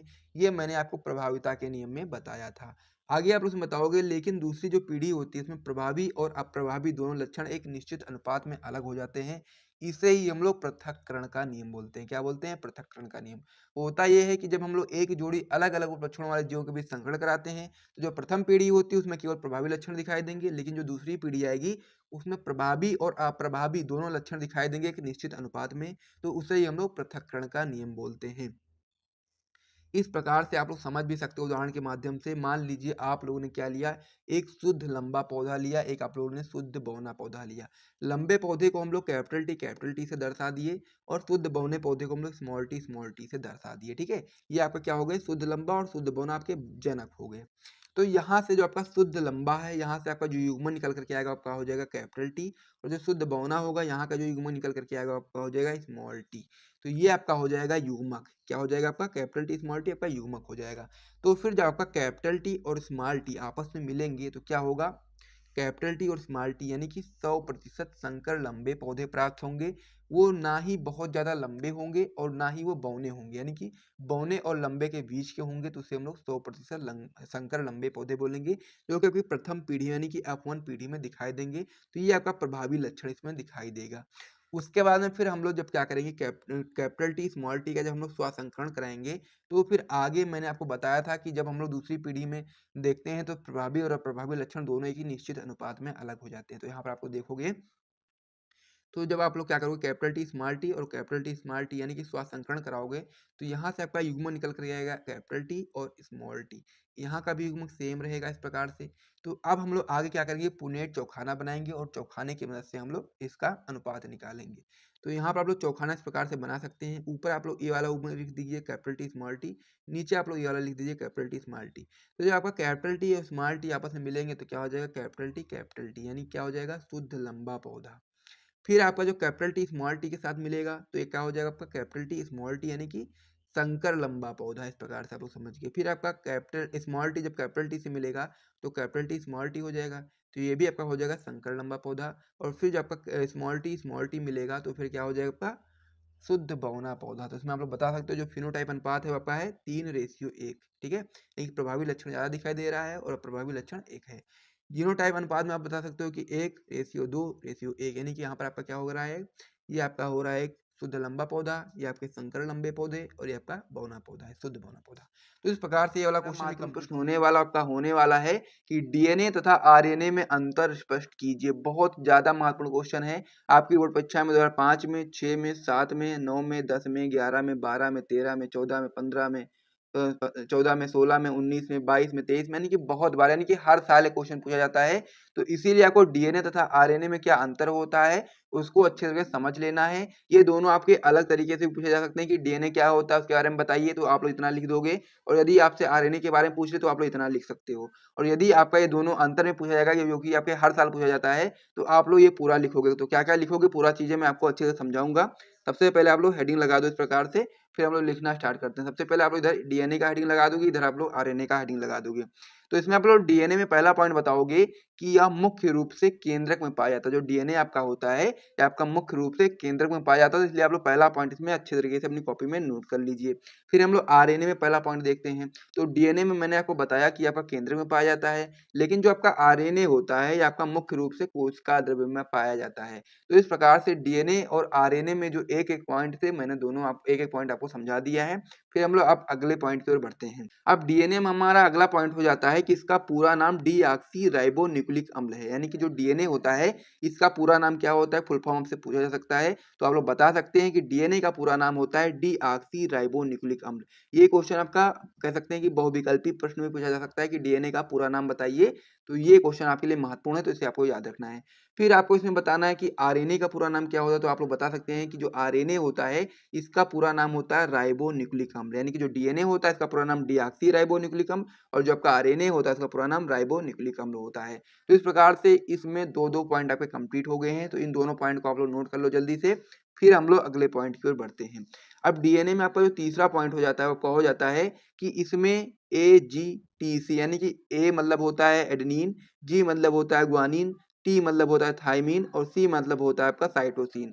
तो ये चीज आपको यहाँ पे याद रखना कि जो डीएनए होता है उसमें एडेनिन, ग्वानिन, थाइमिन और साइटोसिन क्षारक पाए जाते हैं। और वहीं पर यदि हम लोग आरएनए की बात करेंगे तो आरएनए में भी आपका सेम पाया जाता है, बस केवल जो आपका थाइमिन होता है, थाइमिन की जगह पर आपका यूरेसिल पाया जाता है। तो आप लोग बता सकते हैं कि जो आपका आरएनए होता है इसमें आपका एडेनिन, ग्वानिन, यूरेसिल तथा साइटोसिन क्षारक पाए जाते हैं। तो इस प्रकार से ये भी पॉइंट का कंप्लीट हो गया। तो इसे भी आप लोग अपनी कॉपी में नोट कर लीजिए। फिर हम लोग अगले पॉइंट की ओर बढ़ते हैं। अब डीएनए में हमारा अगला पॉइंट हो जाता है कि यह आनुवांशिक पदार्थ का काम करता है। जो आपका डीएनए होता है आपका आनुवांशिक पदार्थ का काम करता है। वहीं पर यदि हम लोग आरएनए की बात करेंगे तो आरएनए जो आपका होता है वो आपका प्रायः प्रोटीन संश्लेषण का कार्य करता है। ठीक है, मुख्यतः क्या करता है आरएनए आपका प्रोटीन संश्लेषण का कार्य करता है। तो इस प्रकार से डीएनए और आरएनए में क्या अंतर होता है मैंने आपको बहुत ही अच्छे तरह से बता दिया है। तो इसे आप लोग अपनी कॉपी में जल्दी से नोट कर लीजिए और यहाँ से आप देख भी सकते हैं कि क्वेश्चन आपके बोर्ड परीक्षा में कितनी बार आया है। 1 बार, 2 बार, 3 बार, 4 बार, 5 बार, 6 बार, 7 बार, 8 बार, 9 बार, 10 बार, 11 बार, 12 बार, 13 बार, यानी कि क्वेश्चन आपकी बोर्ड परीक्षा में 13 बार पूछा गया है। बहुत ज़्यादा महत्वपूर्ण प्रश्न है। हर साल बोर्ड परीक्षा में क्वेश्चन आता ही आता है। तो इसीलिए आपको इसको अच्छे से समझ लेना है। ये क्वेश्चन ज़रूर आएगा 2024 की बोर्ड परीक्षा में भी। तो इसे आप लोग जल्दी से आप लोग अपनी कॉपी में नोट कर लीजिए और इसको अच्छे से तैयार कर लीजिए। फिर हम लोग अगले क्वेश्चन की ओर बढ़ते हैं। अब इसमें जो हमारा अगला क्वेश्चन हो जाता है, ये भी आपकी बोर्ड परीक्षा के लिए बहुत ही ज़्यादा महत्वपूर्ण क्वेश्चन हो जाता है। आपका ये क्वेश्चन अति लघु में भी आता है, लघु में भी आता है और दीर्घ में भी पूछा जा सकता है कि डीएनए फिंगरप्रिंटिंग से आप क्या समझते हैं? मानव जीवन में इसके उपयोग पर प्रकाश डालिए। वेरी इंपॉर्टेंट क्वेश्चन है। आपकी बोर्ड परीक्षा में 4 बार पूछा भी गया है, 2016 में, 19 में, 20 में और 22 में। तो बहुत ज़्यादा महत्वपूर्ण क्वेश्चन है। 2024 में इसके आने की संभावना बहुत ज़्यादा है। तो इसीलिए आपको समझना पड़ेगा कि डीएनए फिंगरप्रिंटिंग जो आपका होता है आखिर क्या होता है और मानव जीवन में डीएनए फिंगरप्रिंटिंग का क्या महत्व होता है। इसको हम लोग आपको बहुत ही अच्छे से समझाने वाले हैं। तो इसीलिए आप लोग वीडियो को ध्यान से देखो और साथ में इस वाले क्वेश्चन को भी आप लोग अच्छे तरीके से तैयार कर लेना। पहला क्वेश्चन मैंने आपको बता ही दिया कि डीएनए और आरएनए में अंतर, जो कि आपका बहुत महत्वपूर्ण है, उसको तो तैयार करना ही करना है। उसके बाद में फिर आपको डीएनए फिंगरप्रिंटिंग के बारे में पूरी जानकारी हम लोग आपको बताएंगे कि अगर ये क्वेश्चन आ जाता है, अगर अति लघु में आएगा तो भी आपको इसी में से थोड़ा-सा लिख देना है, लघु में आएगा तो भी आपको मैं बताऊँगा कितना लिखना है और दीर्घ में आ जाता है तो भी मैं आपको डीएनए फिंगरप्रिंटिंग में जितनी भी चीज़ें होती हैं, जो कि आपके लिए इम्पोर्टेंट होती हैं, वो सारी चीज़ें मैं आपको यहाँ पर समझा दूँगा। तो सबसे पहले आप लोग डीएनए फिंगरप्रिंटिंग की परिभाषा बताएँगे, तो आप लोग बताएँगे कि डीएनए का एंडोन्यूक्लियेज एंजाइम की सहायता से विदलन करके डीएनए खंडों की मैचिंग द्वारा किसी व्यक्ति की पहचान करना ही आपका डीएनए फिंगरप्रिंटिंग कहलाता है। तो इस प्रकार से यदि ये क्वेश्चन आपका अति लघु में आता है तो आपको बस इसकी परिभाषा लिख देनी है। तो क्या लिखोगे आप लोग कि डीएनए का एंडोन्यूक्लियेज एंजाइम की सहायता से विदलन करके डीएनए खंडों की जो मैचिंग के द्वारा जब हम लोग किसी व्यक्ति की पहचान करते हैं तो उसको ही हम लोग डीएनए फिंगरप्रिंटिंग बोलते हैं। और यदि आपसे क्वेश्चन अति लघु में आएगा तो आप लोग इतना कर देंगे। फिर आप लोग आगे इसमें बताओगे कि जो आपका डीएनए फिंगरप्रिंटिंग होती है, यदि आपसे अति लघु में या फिर बहुविकल्पी पूछ लिया जाए कि डीएनए फिंगरप्रिंटिंग की खोज किसने की थी, तो आप लोग बता सकते हैं कि इस तकनीक की खोज एलेक्स जेफरी ने सन 1986 ईस्वी में की थी। तो ये पॉइंट भी आपके लिए इंपॉर्टेंट है। हर प्रकार के प्रश्न में अगर ये क्वेश्चन आता है अति लघु में आए तब भी आप लोग ये कर सकते हो, लघु और दीर्घ में तो आपको ये करना ही पड़ेगा। आगे आप लोग इसमें बताओगे कि प्रत्येक जीव की जो डीएनए संरचना होती है तथा आनुवांशिकता विशिष्ट और अन्य जीवों से अलग होती है। यानी कि जो आपका प्रत्येक जीव होता है उसमें जो डीएनए संरचना होती है वो सबसे भिन्न होती है। यानी कि किसी भी जीव में एक जैसा नहीं होता है, हर एक जीव का अलग अलग डीएनए संरचना होती है। तो इसीलिए आप लोग ये पॉइंट भी याद रखेंगे, बहुत ही महत्वपूर्ण पॉइंट था। तो डीएनए फिंगरप्रिंटिंग के बारे में जो जो जानकारी आपको पता होनी चाहिए आप लोगों ने जान लिया है।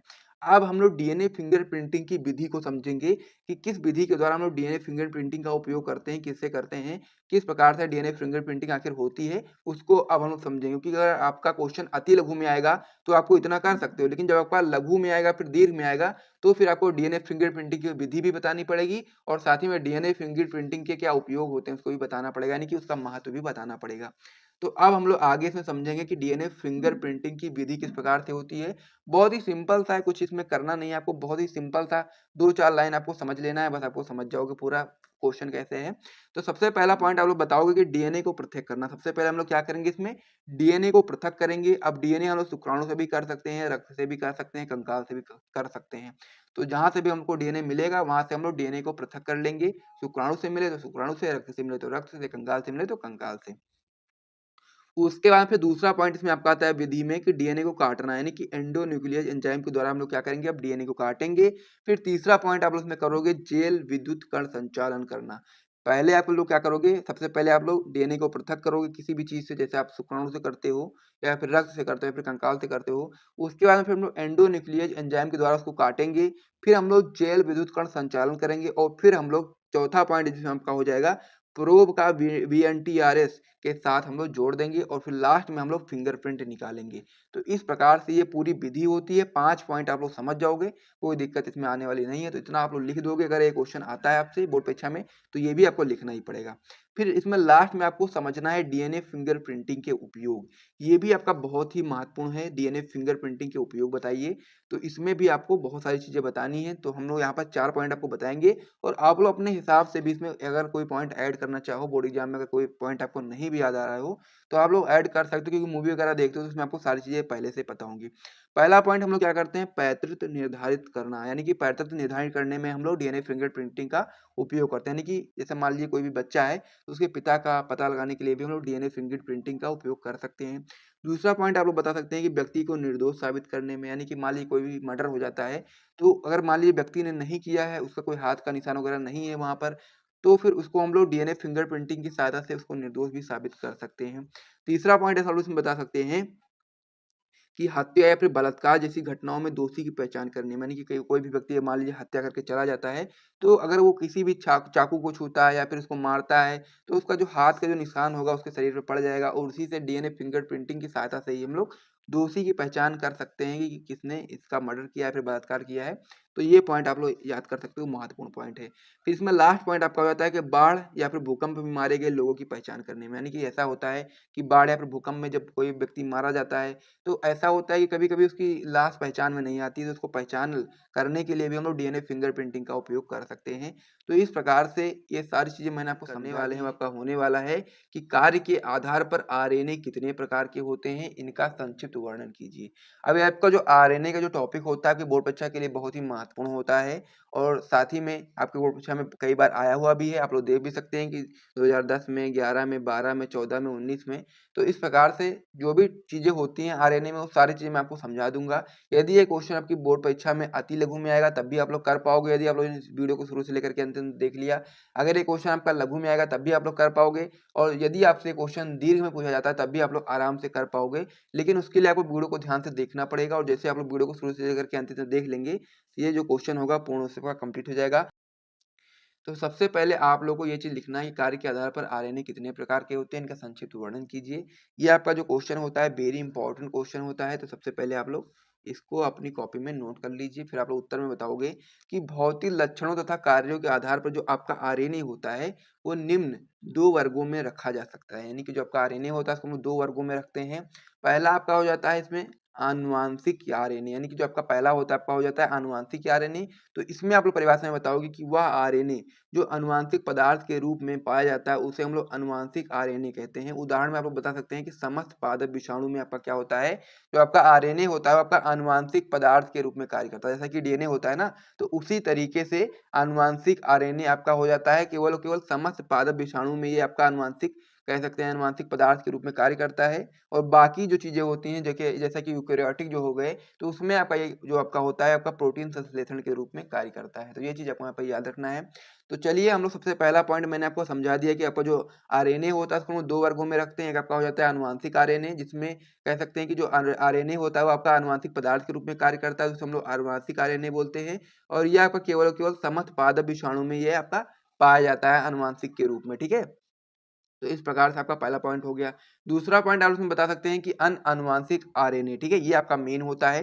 तो इसमें आप लोग बताओगे अनुवांशिक आरएनए जो आपका होता है, तो इसमें आप लोग उत्तर में बताओगे कि ऐसा आरएनए जो आपका अनुवांशिक पदार्थ का कार्य नहीं करते हैं, अनुवांशिक आरएनए कहलाते हैं। ये चीज आपको यहाँ पर याद रखना है कि ऐसे आरएनए जो अनुवांशिक पदार्थ का कार्य नहीं करते हैं, अनुवांशिक आरएनए कहलाते हैं। तो इस प्रकार से आपका हो गया। अब ये जो का यूकेरियोट्स होते हैं, इसमें आपका 3 प्रकार के अनुवांशिक आरएनए पाया जाता है। वो कौन से 3 प्रकार होते हैं उसे आपको अच्छे से समझना पड़ेगा और साथ ही में उसके बारे में थोड़ी-थोड़ी जानकारी भी मैं आपको बताऊँगा। तो इसे आप लोग सबसे पहले अपनी कॉपी में नोट ही कर चुके हो, इसको मैं हटा देता हूँ यहाँ पर। तो अब हम लोग इसमें पढ़ेंगे कि यूकेरियोट्स में जो आपके 3 प्रकार का अनुवांशिक आरएनए पाया जाता है। इसमें आपका पहला हो जाता है संदेशवाहक आरएनए, जिसे हम लोग शॉर्ट फॉर्म में एमआरएनए बोलते हैं। तो संदेशवाहक आरएनए जो आपका होता है उसको क्या होता है ये समझते हैं। तो आप उसमें बताओगे कि जो आपका संदेशवाहक आरएनए होता है वो डीएनए से प्राप्त अनुवांशिक सूचनाओं को राइबोसोम तक पहुंचाता है। यानी कि जो आपका संदेशवाहक आरएनए होता है जिसे हम लोग एमआरएनए बोलते हैं, मैसेंजर आरएनए बोलते हैं, ये आपका जो आनुवांशिक सूचनाओं को राइबोसोम तक पहुंचाता है जो कि डीएनए से प्राप्त होती हैं। इसके बाद आगे आप लोग बताओगे कि इसीलिए जैकब और मोनार्ड ने इसे मैसेंजर आरएनए नाम दिया। यानी कि जो आपका संदेशवाहक आरएनए है इसको उन्होंने मैसेंजर आरएनए नाम दिया, यानी कि पहले आपका एमआरएनए था, इसको इस प्रकार से उन्होंने नाम दिया। आगे आप लोग इसमें बताओगे कि कोशिका द्रव्य में पाए जाने वाले कुल आरएनए का 3.5% भाग एमआरएनए का होता है। यह चीज आपको यहाँ पर समझ लेना है कि जो कोशिका द्रव्य होती है इसमें जो पाए जाने वाला जो आपका आरएनए होता है उसका 3.5% जो भाग होता है आपका एमआरएनए का भाग होता है। तो इस प्रकार से आपका जो पहला संदेश वाहक आरएनए था, जिसे हम लोग शॉर्ट फॉर्म में एमआरएनए बोल रहे थे, इसको आप अपनी कॉपी में नोट कर लीजिए। ये भी आपका अलग से पूछा जा सकता है, जैसे आप लोग नोट करेंगे, फिर हम लोग अगले जो आपका आरएनए होता है उसकी ओर बढ़ेंगे। अब इसमें जो आपका अगला हो जाता है, आपका हो जाता है ट्रांसफर आरएनए, जिसे हम लोग टीआरएनए बोलते हैं। तो ये आपका हो जाता है कोशिकाओं में लगभग 100 प्रकार के टीआरएनए पाए जाते हैं। यह कुल आरएनए का लगभग 15% भाग का निर्माण करते हैं। और जो आपका टीआरएनए होते हैं वो आपके अमीनो अम्ल को ढोकर राइबोसोम कॉम्प्लेक्स तक लाते हैं। तो ये पॉइंट भी आपके लिए इंपॉर्टेंट है कि जो आपका ट्रांसफर आरएनए होता है, यानी कि टीआरएनए होता है, ये कोशिकाओं में लगभग 100 प्रकार के टीआरएनए पाए जाते हैं और यह आरएनए का कुल 15% भाग तक बनाते हैं। और साथ ही में टीआरएनए जो आपका होता है वो आपका अमीनो अम्ल को ढो करके राइबोसोम कॉम्प्लेक्स तक लाते हैं। तो इस प्रकार से 2 पॉइंट आपको समझ में आ गया होगा। तीसरा आपका इसमें हो जाता है जो आपका अनुवांशिक आरएनए का जो तीसरा प्रकार हो जाता है वो आपका हो जाता है राइबोसोमल आरएनए, जिसे हम लोग आरआरएनए बोलते हैं। ठीक है, इस प्रकार से आपका होता है। इसमें आप लोग बताओगे कि राइबोसोम के अंदर पाए जाने वाले आरएनए को हम लोग आरआरएनए कहते हैं।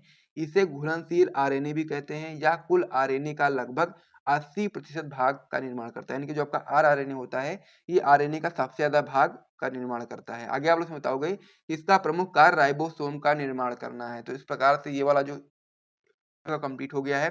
तो इस प्रकार से जो मैंने आपको बताया था कि कार्य के आधार पर आरएनए कितने प्रकार के होते हैं, इनका हम लोग को संक्षिप्त वर्णन करना था। तो सबसे पहले हम लोगों ने इनको 2 वर्गों में विभाजित किया, जिनमें आपका पहला था अनुवांशिक आरएनए और दूसरा था आपका अनुवांशिक आरएनए। फिर हम लोगों ने अनुवांशिक आरएनए के 3 प्रकार होते हैं, उनको भी हम लोगों ने समझ लिया बहुत ही अच्छे तरीके से। तो इसे भी आप लोग अपनी कॉपी में नोट कर लीजिए। फिर हम लोग अगले क्वेश्चन की ओर बढ़ते हैं। अब इसमें हमारा जो अगला क्वेश्चन हो जाता है आपका हो जाता है कि सेंट्रल डोग्मा पर संक्षिप्त टिप्पणी लिखिए। 2022 में 2023 में क्वेश्चन आया हुआ है, तो इसीलिए ये क्वेश्चन बहुत ही महत्वपूर्ण है। तो इसका उत्तर किस प्रकार से होगा आइए हम लोग समझ लेते हैं। महत्वपूर्ण क्वेश्चन है, बिल्कुल भी इसे मिस मत करिएगा क्योंकि क्वेश्चन आपकी परीक्षा में आ सकता है। तो इसमें आप लोग बताओगे कि क्रिक ने 1958 में प्रस्तावित किया कि आनुवांशिक सूचनाओं का जो प्रवाह होता है वो डीएनए से आरएनए और वह प्रोटीन की ओर एक दिशा में होता है। क्या होता है? क्रिक ने 1958 में प्रस्तावित किया कि जो आपका आनुवांशिक सूचनाएं होती हैं उनका जो प्रवाह होता है वो दिशा में होता है। कैसी दिशा में होता है? जैसा कि डीएनए से आरएनए, फिर आरएनए से प्रोटीन की ओर एक दिशा में होता है। तो इस तथ्य को क्रिक ने एक सिद्धांत के रूप में प्रस्तावित किया, जिसे हम लोग अणु जीव विज्ञान में केंद्रीय सिद्धांत या फिर हम लोग सेंट्रल डोग्मा भी बोलते हैं। ठीक है, तो या फिर केंद्रीय सिद्धांत लिखा हो या फिर सेंट्रल डोग्मा लिखा हो, दोनों एक ही चीज है। ये आपका हिंदी में है या आपका इंग्लिश में है। तो ये चीज आपको यहाँ पे याद रखना है। यदि से पूछ ले कि केंद्रीय सिद्धांत पर टिप्पणी लिखी है तो भी आपको यही चीज बतानी है। तो ये आप लोग समझ गए कि क्रिक ने 1958 ईस्वी में प्रस्तावित किया कि आनुवांशिक सूचनाओं का जो प्रवाह होता है वो डीएनए से आरएनए व फिर प्रोटीन की ओर एक दिशा में होता है। और इस तथ्य को ही क्रिक ने एक सिद्धांत के रूप में प्रस्तावित किया, जिसे हम लोग अणु जीव विज्ञान में केंद्रीय सिद्धांत या फिर सेंट्रल डोग्मा के नाम से जानते हैं। उन्होंने क्या बताया था? उन्होंने एक दिशा में बताया था, जैसे कि डीएनए, डीएनए से फिर आरएनए, फिर आरएनए से प्रोटीन, इस प्रकार से उन्होंने बताया था। इसको हम लोग इस प्रकार से भी समझ सकते हैं कि जो आपका डीएनए होता है, जब डीएनए से डीएनए बनता है तो इसको हम लोग क्या बोलते हैं? प्रतिकृति बोलते हैं या फिर रेप्लिकेशन बोलते हैं। फिर डीएनए से जब आरएनए जो आपका बनता है तो उसको हम लोग क्या बोलते हैं? अनुलेखन बोलते हैं, फिर इंग्लिश में ट्रांसक्रिप्शन बोलते हैं। फिर आपका जो आरएनए होता है, आरएनए से प्रोटीन बनता है, जिसे हम लोग रूपांतरण या फिर ट्रांसलेशन बोलते हैं। तो इस प्रकार से भी आप लोग बना सकते हो अगर आपकी बोर्ड परीक्षा में क्वेश्चन आता है। तो इस प्रकार से ये वाला जो क्वेश्चन था ये भी आपका पूर्ण से कंप्लीट हो गया है। तो ये वाला क्वेश्चन भी आप लोग अपनी कॉपी में जल्दी से नोट कर लीजिए। पर टिप्पणी लिखिए, काफी महत्वपूर्ण क्वेश्चन आपका होता है। तो इसीलिए आपको इस क्वेश्चन को पहले अपनी कॉपी में नोट कर लेना है, उसके बाद हम लोग उसका सोल्यूशन देखेंगे। तो इसके उत्तर में आप लोग बताओगे कि अनिषेक फलन शब्द नैल ने दिया, यानी कि अनिषेक फलन जो शब्द है इसका नाम जो है वो उन्होंने नैल ने दिया था। सामान्यतः जो निषेचन होता है इसके बाद जो आपका अंडाशय होता है वो फल में परिवर्तित होता है, लेकिन प्रकृति में कभी कभी बिना निषेचन के अंडाशय फल में विकसित हो जाता है। यानी कहने का मतलब ये है कि सामान्यतः ऐसा होता है कि निषेचन के बाद जो आपका अंडाशय होता है वो फल में परिवर्तित होता है, लेकिन प्रकृति में कभी कभी ऐसा भी हो जाता है कि बिना निषेचन के ही जो आपका अंडाशय होता है आपका फल में विकसित हो जाता है। तो यह क्रिया ही आपकी अनिषेक फलन कहलाती है तथा इस क्रिया के तहत जो फल बनते हैं उन फल को हम लोग अनिषेक फल बोलते हैं। एग्जाम्पल के रूप में आप लोग केला, पपीता, संतरा, नाशपाती आदि को हम लोग अनिषेक फल के उदाहरण के रूप में देख सकते हैं। तो इस प्रकार से जो अनिषेक फलन जो आपका क्वेश्चन था वो पूरी तरह कंप्लीट हो चुका है। उसका आंसर मैंने आपको अच्छे से बता दिया है, इसे आप लोग अपनी कॉपी में नोट कर लो। और यदि आपको यहाँ तक अच्छा लग रहा है तो वीडियो को लाइक जरूर कर देना, ठीक है। तो चलिए अब हम लोग अगले क्वेश्चन की ओर बढ़ते हैं। अगला जो हमारा क्वेश्चन हो जाता है बहुत ही ज़्यादा महत्वपूर्ण क्वेश्चन होता है, वो क्या हो जाता है, त्रिसंलयन क्या है या कहाँ और कैसे होता है। या फिर इस क्वेश्चन को इस तरीके से पूछा जा सकता है कि द्विनिषेचन पर संक्षिप्त टिप्पणी लिखिए। तो द्विनिषेचन का जो क्वेश्चन होता है तो बहुत ही ज़्यादा महत्वपूर्ण होता है।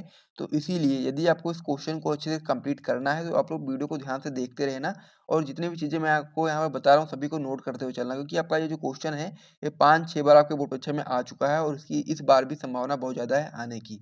तो इसका उत्तर आप लोग इस प्रकार से बताएंगे कि आवर्तबीजी पादपों में भ्रूणकोश में पराग नलिका से मुक्त एक अगुणित नरयुग्मक अगुणित अंडकोशिका से संयोजन करके द्विगुणित यानी कि 2n युग्मनज का निर्माण करता है। यानी कहने का मतलब ये है कि जो आवर्तबीजी पादप होते हैं उसमें भ्रूणकोश में पराग नलिका से एक जो आपका अगुणित नरयुग्मक होता है वो आपका अगुणित अंडकोशिका से संयोजन कर लेता है और युग्मनज का निर्माण करता है। यह क्रिया जो आपकी होती है वो आपकी संयुग्मन कहलाती है।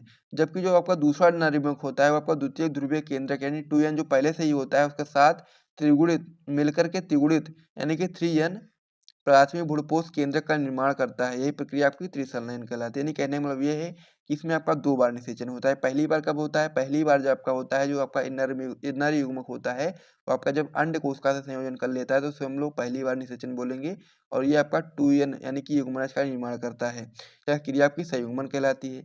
उसके यहाँ पे आपका जो दूसरा नरयुग्मक होता है आपका द्वितीयक ध्रुवीय केंद्रक यानी कि जो पहले से ही 2n होता है उसके साथ मिल करके त्रिगुण 3n प्राथमिक भ्रूणपोष केंद्रक का निर्माण करता है। यह प्रक्रिया आपकी त्रिसंलयन कहलाती है। तो इस प्रकार से आपको त्रिसंलयन क्या होता है समझ गए होंगे। आगे आप उसमें बताओगे इस प्रकार दोनों नरयुग्मक निषेचन प्रक्रिया में भाग लेते हैं, अर्थात जो निषेचन होता है वो 2 बार होता है, इसीलिए हम लोग इसको बोलते हैं द्विनिषेचन। तो इसीलिए हम लोग इस प्रक्रिया को द्विनिषेचन कहते हैं। तो इस प्रकार से ये जो क्वेश्चन था ये भी आपका कंप्लीट हो गया है। तो इसे भी आप लोगों ने कॉपी में नोट कर लो, इंपॉर्टेंट क्वेश्चन होता है। उसके बाद में हम लोग अगले पेज पर बढ़ेंगे और वहाँ पर महत्वपूर्ण प्रश्नों को देखेंगे। तो एक बार आप लोग सबसे पहले से अपनी कॉपी में एक बार नोट कर लो। प्रश्न हो जाता है वो आपका हो जाता है कि सक्रिय तथा निष्क्रिय प्रतिरक्षा में 4 महत्वपूर्ण भेद बताइए। यानी कि हम लोग को 4 महत्वपूर्ण अंतर बताने हैं कि सक्रिय प्रतिरक्षा में क्या होता है और निष्क्रिय प्रतिरक्षा में क्या होता है। ये क्वेश्चन आपकी बोर्ड परीक्षा के लिए बहुत ही ज़्यादा इंपॉर्टेंट है। आप दे भी सकते हैं कि 2007 में, 8 में, 9 में, 10 में, 11 में, 12 में, 19 में, 22 में, 23 में, यानी कि लगातार पूछा जा रहा है। तो इसीलिए आपको सक्रिय तथा निष्क्रिय प्रतिरक्षा में 4 भेद यानी कि 4 महत्वपूर्ण अंतर मैं आपको बताने वाला हूँ। सबसे पहले आप लोग हेडिंग लगा देंगे सक्रिय प्रतिरक्षा तथा निष्क्रिय प्रतिरक्षा, इस प्रकार से हेडिंग लगाओगे। फिर क्योंकि अंतर बताना है तो बीच में आप लोग लाइन खींच कर भी कर सकते हो। तो इसमें आप लोग सक्रिय प्रतिरक्षा में सबसे पहला पॉइंट बताएंगे कि इसमें शरीर की अपनी कोशिकाएं संक्रमण के प्रति प्रतिरक्षी विकसित करती हैं। यानी कि जो सक्रिय प्रतिरक्षा होती है इसमें जो शरीर की अपनी जो कोशिकाएं होती हैं वो संक्रमण के प्रति प्रतिरक्षी विकसित करती हैं, यानी कि संक्रमण से बचने के लिए एक प्रतिरक्षा विकसित करती हैं, उसको हम लोग सक्रिय प्रतिरक्षा बोलेंगे। निष्क्रिय प्रतिरक्षा में पहला पॉइंट हम लोग बता सकते हैं कि यह प्रतिरक्षी किसी और प्राणी के शरीर में प्रतिजन प्रविष्ट करके बनाए जाते हैं। यानी कि जो निष्क्रिय प्रतिरक्षा होती है वो किसी और प्राणी के शरीर में प्रतिजन प्रविष्ट करके बनाया जाता है, लेकिन जो आपका सक्रिय प्रतिरक्षा होती है इसमें शरीर की अपनी ही कोशिकाएं जो होती हैं वो संक्रमण के प्रति प्रतिरक्षी विकसित करती हैं। तो इस प्रकार से एक एक पॉइंट हो गया। दूसरा पॉइंट अब हम लोग इसमें देख लेते हैं। तो इसमें से आपका सेकंड पॉइंट हो जाता है कि सक्रिय प्रतिरोध उत्पन्न करने हेतु शरीर में प्रतिजन प्रविष्ट कराए जाते हैं। यानी कि जो सक्रिय प्रतिरक्षा होती है उसमें सक्रिय प्रतिरोध उत्पन्न करने के लिए शरीर में प्रतिजन प्रविष्ट कराए जाते हैं। वहीं पर निष्क्रिय प्रतिरक्षा में इसमें प्रतिरक्षी सीधे ही शरीर में डाले जाते हैं। इस प्रकार से दो पॉइंट हो गए। तीसरा पॉइंट आप उसमें बता सकते हैं कि यह क्षमता उत्पन्न होने में समय लगता है। यानी कि जो आपका सक्रिय प्रतिरक्षा होती है इसके उत्पन्न होने में समय लगता है। वहीं पर निष्क्रिय प्रतिरक्षा की बात करें तो इससे शरीर में प्रतिरक्षा जल्दी प्राप्त हो जाती है, क्योंकि इसमें जल्दी हो जाता है, और जो सक्रिय होता है इसमें टाइम लगता है। अगर हम बता सकते हैं कि यह लंबे समय तक बनी रहती है। यानी कि जो सक्रिय प्रतिरक्षा होती है इसको उत्पन्न होने में समय तो लगता है लेकिन ये लंबे समय तक बनी भी रहती है। लेकिन जो निष्क्रिय प्रतिरक्षा होती है वो बहुत कुछ ही समय के लिए होती है, कुछ समय के बाद वो नष्ट हो जाती है। उदाहरण में आप लोग बता सकते हैं चेचक के प्रति प्रतिरक्षा, और उदाहरण में इधर भी आप लोग बता सकते हैं टिटनेस के प्रति प्रतिरक्षा, यानी कि निष्क्रिय प्रतिरक्षा जो होती है उसमें उदाहरण में आप लोग बता सकते हो टिटनेस के प्रति प्रतिरक्षा, और जो सक्रिय प्रतिरक्षा होती है उसमें उदाहरण में आप लोग बता सकते हैं चेचक के प्रति प्रतिरक्षा। तो इस प्रकार से ये जो आपका पॉइंट था, जो क्वेश्चन था सक्रिय तथा निष्क्रिय प्रतिरक्षा में 4 महत्वपूर्ण भेद बताइए, वो पूर्ण से कंप्लीट हो गया। इसे आप लोग कॉपी में नोट कर लीजिए। फिर हम लोग अगले क्वेश्चन की ओर बढ़ते हैं। अब हमारा इसमें अगला क्वेश्चन हो जाता है कि टाइफाइड का कारक, लक्षण व रोकथाम के उपाय लिखिए। बहुत ही महत्वपूर्ण क्वेश्चन ये भी आपके बोर्ड परीक्षा के लिए होता है।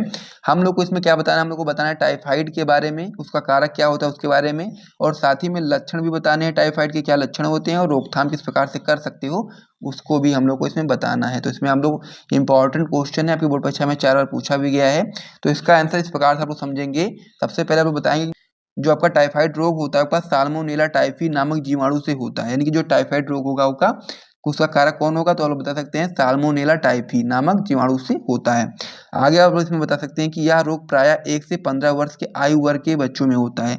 वैसे तो टाइफाइड रोग हर वर्ग के इंसान में होता है, लेकिन यहाँ पर जो 1 से 15 वर्ष के आयु वर्ग के बच्चे होते हैं इनमें ज़्यादा होने की संभावना होती है टाइफाइड रोग के, तो इसलिए यहाँ पर इस प्रकार से लिख दिया गया है। वैसे ये रोग हर उम्र के व्यक्ति में हो सकता है। इस रोग का जो संचरण होता है वो घरेलू मक्खी के कारण संक्रमित भोजन से होता है, यानी कि जो इस घरेलू मक्खी होती हैं वो संक्रमित भोजन को संक्रमित कर देती हैं, उसकी वजह से टाइफाइड रोग हो जाता है। तो इस प्रकार से ये पॉइंट भी आप समझ गए होंगे। अब हम लोग टाइफाइड के लक्षण को देखेंगे। तो आप लोग इसमें बता सकते हैं कि टाइफाइड रोग के निम्न लक्षण हैं। पहला आप लोग इसमें बताएंगे कि मस्तिष्क पीड़ा तथा टाइफाइड ज्वर जो दोपहर के बाद अपने चरम पर होता है। सबसे पहला पॉइंट इसमें आप बता सकते हो मस्तिष्क पीड़ा होती है, यानी कि सर में दर्द होता है। साथ ही में टाइफाइड ज्वर जो होता है वो दोपहर के बाद अपने चरम पर होता है, यानी कि दोपहर के बाद उसका जो ज्वर होता है बहुत ज़्यादा बढ़ जाता है। और संक्रमण की जो प्रथम सप्ताह होता है उसमें प्रत्येक दिन जो शारीरिक ज्वर होता है वो उसमें वृद्धि होती रहती है, यानी कि मान लीजिए पहले दिन अगर कम है तो उससे उसके अगले दिन उससे ज़्यादा होगा, फिर उससे ज़्यादा हो। इस प्रकार से प्रथम सप्ताह में जो प्रत्येक दिन होता है उसमें शारीरिक ज्वर बढ़ता ही जाता है। तो इस प्रकार से टाइफाइड के लक्षण भी आप लोग समझ गए होंगे। अब हम लोग परीक्षण की बात करेंगे, यानी कि किस प्रकार से इसको हम लोग कह सकते हैं कि पता लगा सकते हैं, और साथ में इसका रोकथाम एवं उपचार क्या होता है उसे भी हम लोग देख लेते हैं। तो अब हम लोग इसमें देखेंगे इसका किस प्रकार से हम लोग परीक्षण करके पता लगा सकते हैं। तो पहला पॉइंट आप लोग बताएंगे कि इसका परीक्षण बिडाल परीक्षण द्वारा किया जाता है, यानी कि बिडाल टेस्ट के द्वारा हम लोग इसका पता लगा सकते हैं। दूसरा पॉइंट आप लोग बताएंगे कि शिशुओं को TAB यानी कि टैब का टीका लगवाना चाहिए। टैब का फुल फॉर्म होता है टाइफाइड इम्यूनाइजेशन रिकमेंडेशन, ठीक है। टाइफाइड का पूरा नाम क्या होता है, टाइफाइड इम्यूनाइजेशन रिकमेंडेशन। टीकाकरण से प्रतिरक्षण का प्रभाव जो 3 वर्षों तक रहता है, यानी कि जब हम लोग शिशुओं में टैब का टीका लगवाना चाहिए टाइफाइड रोग से बचने के लिए, और उसका जो प्रभाव होता है वो 3 वर्षों तक रहता है। अगला पॉइंट हम बता सकते हैं कि आसपास सफाई रखनी चाहिए, यानी कि जो टाइफाइड रोग होता है इससे बचाव के लिए आसपास सफाई रखनी चाहिए। फिर आप बता सकते हैं भोजन ढककर रखना चाहिए, खुले में नहीं रखना चाहिए, क्योंकि खुला रखेंगे तो फिर जो मक्खी होगी वो आएगी संक्रमित कर देगी भोजन को। अगला पॉइंट इसमें बता सकते हैं बाजार की खुली वस्तुएं नहीं खानी चाहिए, ये भी आपके लिए इंपॉर्टेंट है, इससे को भी आपको याद कर लेना है। तो इस प्रकार से टाइफाइड रोग क्या होता है, उसके कारक क्या होते हैं, लक्षण क्या होते हैं, रोकथाम क्या होते हैं, उपचार क्या होते हैं, सारी चीजें मैंने आपको बता दी। तो इसे भी आप लोग कॉपी में नोट कर लीजिए। फिर हम लोग अगले क्वेश्चन की ओर बढ़ते हैं।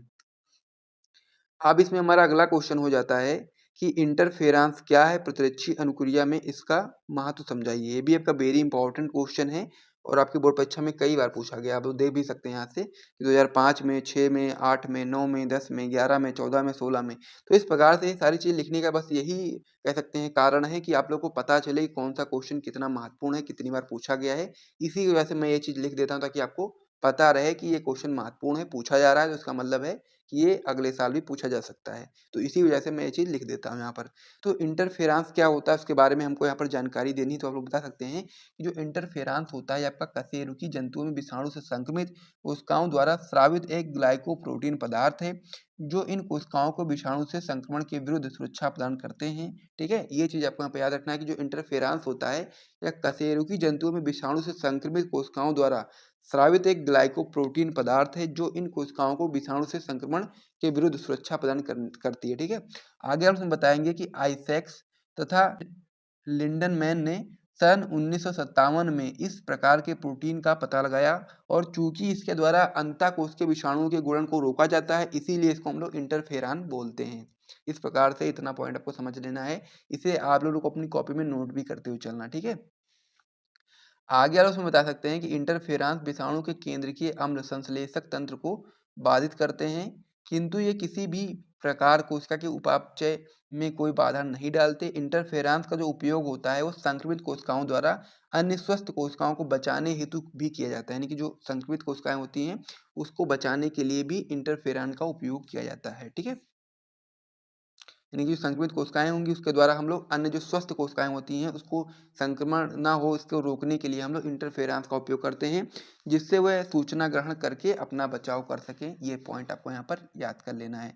तो इस प्रकार से इंटरफेरेंस क्या होता है उसे भी आप लोगों ने समझ लिया है। वेरी इंपॉर्टेंट क्वेश्चन ये भी आपका होता है, तो इसे भी आप लोगों कॉपी में नोट कर लीजिए। प्राथमिक तथा द्वितीयक वाहितमल उपचार के बीच मुख्य अंतर क्या है? इंपॉर्टेंट क्वेश्चन है, एनसीईआरटी का भी क्वेश्चन है और 3 बार की बोर्ड परीक्षा में क्वेश्चन आया हुआ है।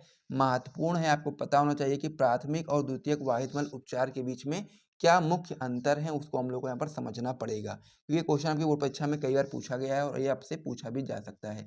साथ में दीर्घ में भी इस क्वेश्चन को मैंने आपको करवा दिया, क्योंकि ये आपका जो क्वेश्चन होता है अति लघु, लघु, दीर्घ सभी में पूछा जाता है। 1 नंबर में भी आता है, 2 नंबर में भी आता है, 3 नंबर में भी आता है और 5 नंबर में भी आता है। तो इसीलिए आपको इसको अच्छे तरीके से तैयार करना पड़ेगा कि प्राथमिक और द्वितीयक वाहितमल उपचार क्या होता है। तो चलिए हम लोग इसका उत्तर देख लेते हैं। सबसे पहले आप लोग इसमें बताएंगे कि प्राथमिक तथा द्वितीयक वाहिकमल उपचार के मुख्य अंतर निम्न है। आइए हम लोग देखते हैं एक एक करके सभी अंतरों को। सबसे पहले आप लोग हेडिंग लगाओगे प्राथमिक वाहिकमल उपचार और इधर आप लोग लगा दोगे द्वितीयक वाहिकमल उपचार। ठीक है, तो इस प्रकार से आप लोग हेडिंग लगा देंगे। फिर आप लोग इसमें बताएंगे प्राथमिक वाहितमल उपचार में आप लोग पहला पॉइंट बताओगे कि यह उपचार की भौतिक विधि, यानी कि जो आपकी प्राथमिक वाहितमल उपचार विधि होती है या उपचार की भौतिक विधि होती है। जो आपका द्वितीयक वाहितमल उपचार की जो विधि होती है इसको हम लोग क्या बोलते हैं? जैविक विधि बोलते हैं। ठीक है, तो ये आपको यहाँ पर समझ लेना है एक पॉइंट कि यह उपचार की भौतिक विधि है और यह उपचार की आपकी जैविक विधि है। तो इस प्रकार से एक पॉइंट आपका क्लियर हो गया। आगे आप लोग बताएंगे प्राथमिक वाहितमल उपचार में कि इसमें बड़े कणों और बहते हुए कूड़े करकट जैसे कि कागज हो गया, ठोस पदार्थ हो गए जैसे कि मिट्टी, ग्रेट आदि पदार्थों को अलग करने का कार्य करते हैं प्राथमिक वाहितमल उपचार में। ठीक है, ये आपको यहाँ पर याद रखना है। द्वितीयक वाहितमल उपचार में हम लोग क्या करते हैं, इसमें हम लोग निलंबित और घुलित कार्बनिक पदार्थों को अलग करते हैं। यानी कि जो आपका प्राथमिक वाहितमल उपचार होता है इसमें हम लोग बड़े बड़े कणों को अलग करने का कार्य करते हैं, और जो आपका द्वितीयक वाहितमल उपचार होता है इसमें हम लोग क्या करते हैं, कार्बनिक यानी कि घुलित कार्बनिक पदार्थों को अलग करने का कार्य करते हैं। तो इस प्रकार से दो दो पॉइंट हो गए। अब इसमें आपका तीसरा पॉइंट हो जाता है कि अवसादन व निस्यंदन की जो प्रक्रिया होती है वो आपके प्राथमिक वाहितमल उपचार में होती है, और जब आपका द्वितीयक वाहिमल उपचार होता है इसमें आपका वायवीय या अवायवीय इकाइयां उपयोग में ली जाती हैं। तो इस प्रकार से तीन तीन पॉइंट इसमें हो गए। आगे आप लोग बताएंगे प्राथमिक वाहितमल उपचार में कि यह प्रक्रिया साधारण व कम समय लेती है। जो आपका प्राथमिक वाहितमल उपचार होता है आपका बहुत ही कम समय लेती है, और यह प्रक्रिया जो होती है बहुत ही साधारण होती है, क्योंकि इसमें जो आपका जो पानी होता है उसमें से जो आपके बड़े कूड़े करकट होते हैं उसको निकालने का कार्य होता है। तो इसलिए हम लोग बोल सकते हैं कि यह प्रक्रिया साधारण होती है और साथ में कम समय लेती है। और वहीं पर जो आपका द्वितीयक वाहिमल उपचार होता है यह प्रक्रिया जटिल होती है और साथ में अधिक समय लेती है, क्योंकि इसमें हम लोग क्या करते हैं, घुलित कार्बनिक पदार्थों को जल से निकालने का कार्य करते हैं।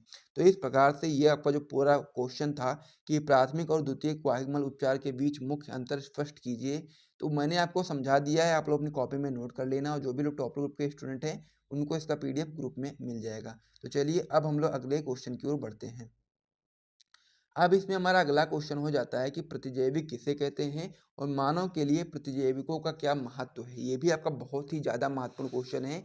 वेरी इंपॉर्टेंट क्वेश्चन है। 2011 में, 18 में, 19 में, 22 में 4 बार पूछा गया। आपको पता होना चाहिए कि प्रतिजैविक आखिर क्या होता है और मानव के लिए प्रतिजैविक का महत्व क्या होता है। ये चीज़ अभी आपको पता होना चाहिए। तो इसमें आप लोग उत्तर में बताएंगे कि विभिन्न प्रकार के सूक्ष्म जीवों द्वारा उत्पन्न हुए रासायनिक पदार्थ जो दूसरे सूक्ष्मजीवों की वृद्धि को रोकते हैं प्रतिजैविक कहलाते हैं। ये चीज़ आपको यहाँ पर याद रखना है कि जो आपका विभिन्न प्रकार के जो सूक्ष्मजीव होते हैं उसके द्वारा हम लोग रासायनिक पदार्थ उत्पन्न करते हैं जो दूसरे सूक्ष्मजीवों की वृद्धि को रोकते हैं, उसे हम लोग प्रतिजैविक बोलते हैं। और ये आपका जो होता है ये मनुष्य के लिए बहुत ही ज़्यादा महत्वपूर्ण होता है, उसको हम लोग आगे समझेंगे। अब आप लोग इसमें आगे बता सकते हैं कि वर्तमान में लगभग 7,000 प्रतिजैविकों की खोज हो चुकी है, और सर्वप्रथम अलेक्जेंडर फ्लेमिंग ने प्रतिजैविक की खोज की थी 1929 ईस्वी में। पेनिसिलिन नामक एंटीबायोटिक की खोज की थी और इसके लिए उन्हें नोबेल पुरस्कार भी दिया गया था। तो इस प्रकार से इतना आप लोग बताएंगे। फिर उदाहरण हम लोग देखेंगे कि कौन कौन से आपके महत्वपूर्ण जो आपके प्रतिजैविक हैं उनके बारे में बात करेंगे, और साथ में वो किन से उत्पन्न हुए हैं या फिर किनकी सहायता से उनको बनाया गया है, उसके बारे में भी हम लोग बात करेंगे। तो इतना आप लोग अपनी कॉपी में जल्दी से नोट कर लीजिए, फिर हम लोग अगले पेज पे बढ़ते हैं और उसको हम लोग कंप्लीट करते हैं। आगे आप लोग बताएंगे क्लोरेम्फेनिकॉल जो आपका होता है प्रतिजैविक आपका बनता है स्ट्रेप्टोमाइसिस बेनेंजुएली से। इस प्रकार से आपका हो गया। पेनिसिलिन जो आपका होता है ये आपका बनता है पेनिसिलियम नोटेटम से बनता है, और साथ में जो आपका स्ट्रेप्टोमाइसिन होता है ये आपका स्ट्रेप्टोमाइसिस ग्रीसियस से बनता है। तो इस प्रकार से आपका जो प्रतिजैविक होता है इन प्रकार रोगों के सहायता से बनता है। इस प्रकार से आप लोगों ने यहाँ तक समझ लिया। अब हम लोग इसमें देखेंगे उपयोग कि प्रतिजैविक का आखिर हमारे जीवन में क्या उपयोग होता है और प्रतिजैविक मनुष्यों के लिए क्यों महत्वपूर्ण है। तो आप लोग बताएंगे कि जो प्रतिजैविक होता है प्रतिजैविकों का उपयोग जो होता है विभिन्न रोगों जैसा कि मुख्यतः आप लोग बता सकते हैं जीवाणु जनित के उपचार में किया जाता है।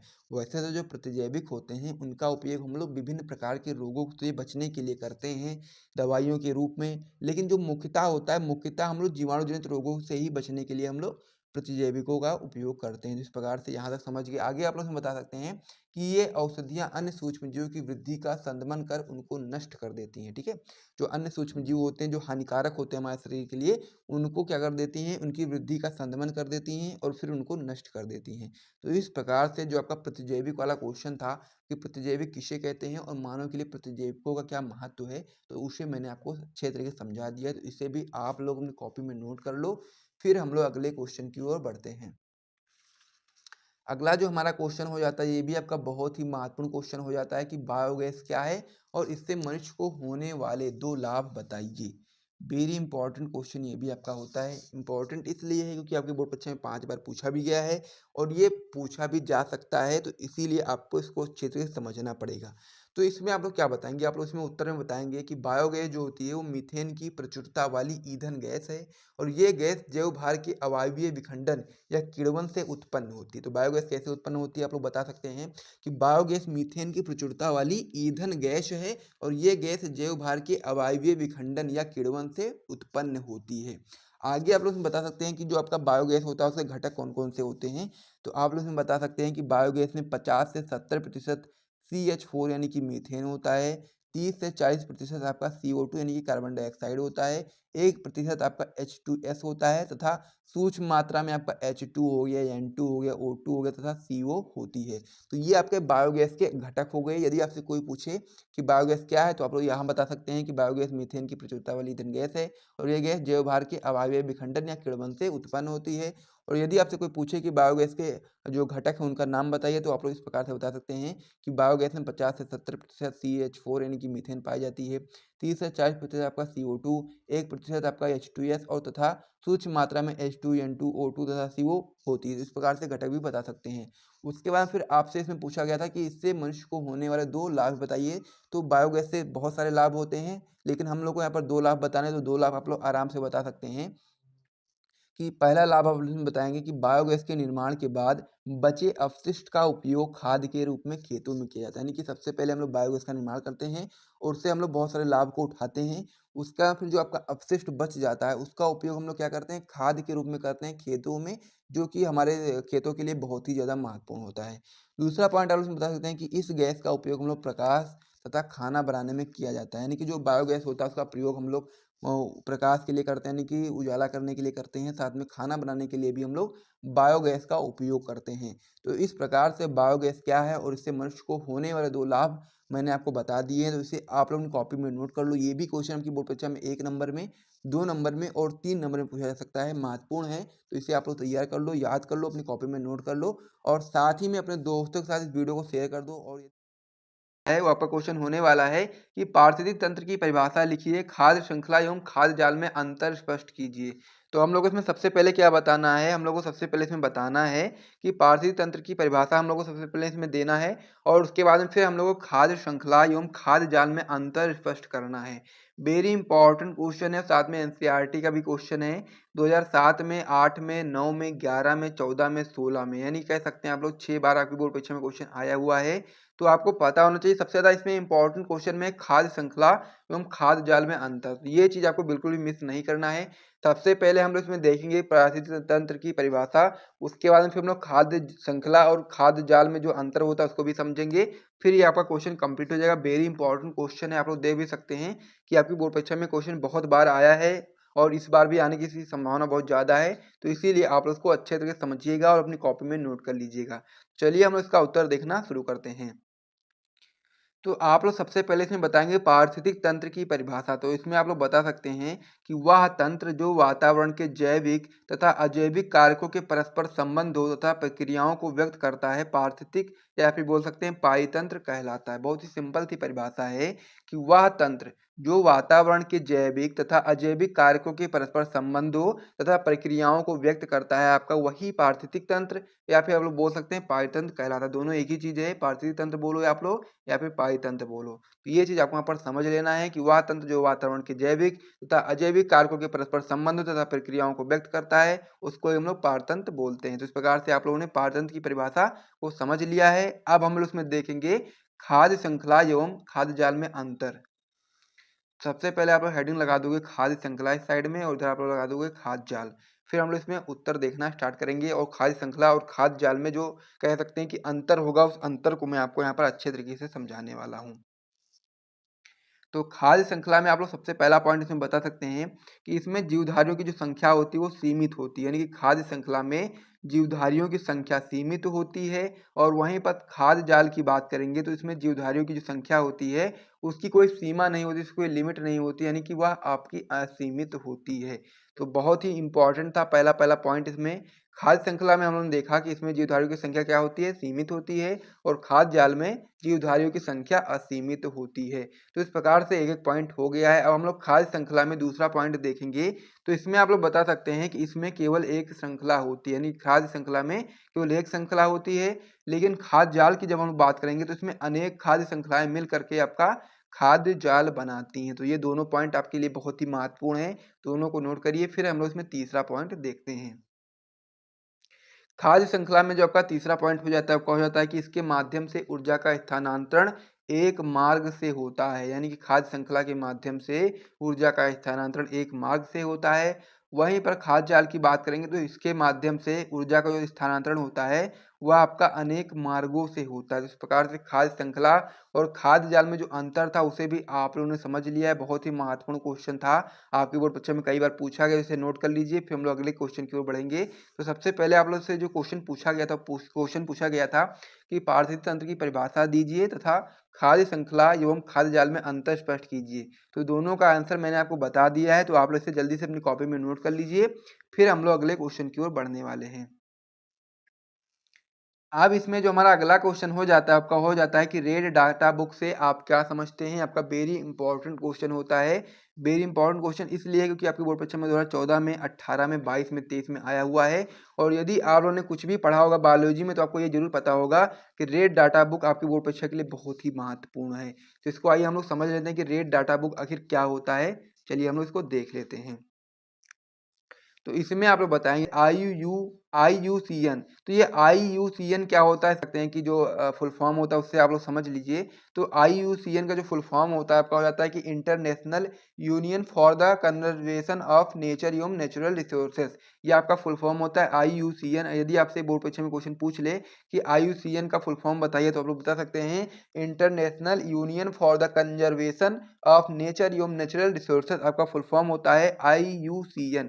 तो रेड डाटा बुक में इसका उत्तर में आप लोग बताएंगे कि IUCN द्वारा जारी एक विशेष किताब जिसमें विलुप्त, संकटग्रस्त, क्षति आशंकित, दुर्लभ सुभेद तथा अनाकलित जीव जातियों का सूचीबद्ध विवरण दिया जाता है। यानी कि इसमें जो रेड डाटा बुक होती है इसमें आपका जो विलुप्त हो गए हैं जंतु उनके बारे में यहाँ पर दिया जाता है विवरण उसका। साथ ही में जो आपके जीव जंतु जो आपके संकटग्रस्त हैं, यानी कि उनका विलुप्त होने का खतरा मंडरा रहा है, तो उनको इसमें लिखा जाता है, इसमें विवरण दिया जाता है। फिर इसमें आपका जो क्षति आशंकित यानी कि जिनकी संभावना है कि वो उनको क्षति पहुंचाई जा रही है उनके बारे में यहाँ पर जानकारी दी जाती है। साथ में जो दुर्लभ सुवेद हैं यानी कि जिनका मिलना बहुत ही कह सकते हैं कि बहुत ही दुर्लभ है, उन चीज़ों के बारे में इसमें जानकारी दी जाती है। यानी इन्हीं प्रकार से अनेक चीज़ों की जानकारी इसमें सूचीबद्ध विवरण के रूप में दिया जाता है। यानी कि रेड डाटा बुक में इसमें बहुत ही अच्छे तरीके से उसको बताया जाता है कि कौन सी जाति आपकी संकटग्रस्त है, कौन सी आपकी विलुप्त हो चुकी है, कौन सी आपकी क्षति आशंकित है, कौन सी दुर्लभ है। इस प्रकार से बहुत सारी जानकारियों का विवरण आपका इसमें दिया जाता है रेड डाटा बुक में। तो यही आपका रेड डाटा बुक कहलाती है। इस प्रकार से आप लोग बता सकते हैं। अब हम लोग इसमें देखेंगे कि रेड डाटा बुक की इसकी उपयोगिता क्या होती है, इसका क्या महत्व होता है, अब हम लोग उसको देखने वाले हैं। तो सबसे पहले आप लोग रेड डाटा बुक क्या होता है उसे नोट कर लीजिए, फिर हम लोग अगले पेज पे बढ़ेंगे और वहाँ पर हम लोग रेड डाटा बुक की क्या उपयोगिता होती है, क्या इसका महत्व होता है, उसको हम लोग समझने वाले हैं।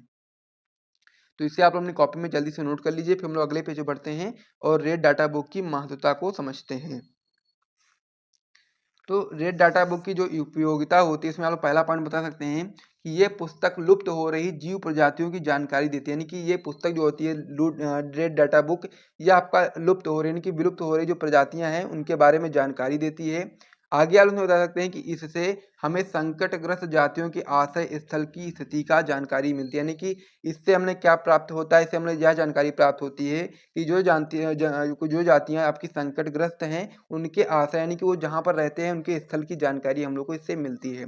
अगला पॉइंट इसमें आप लोग बता सकते हैं कि ये हमें वर्तमान में उपलब्ध जीवों की संख्या उपलब्ध कराती है, यानी कि ये हमें वर्तमान में जो जीव उपलब्ध हैं उनकी संख्या के बारे में ज्ञात कराती है।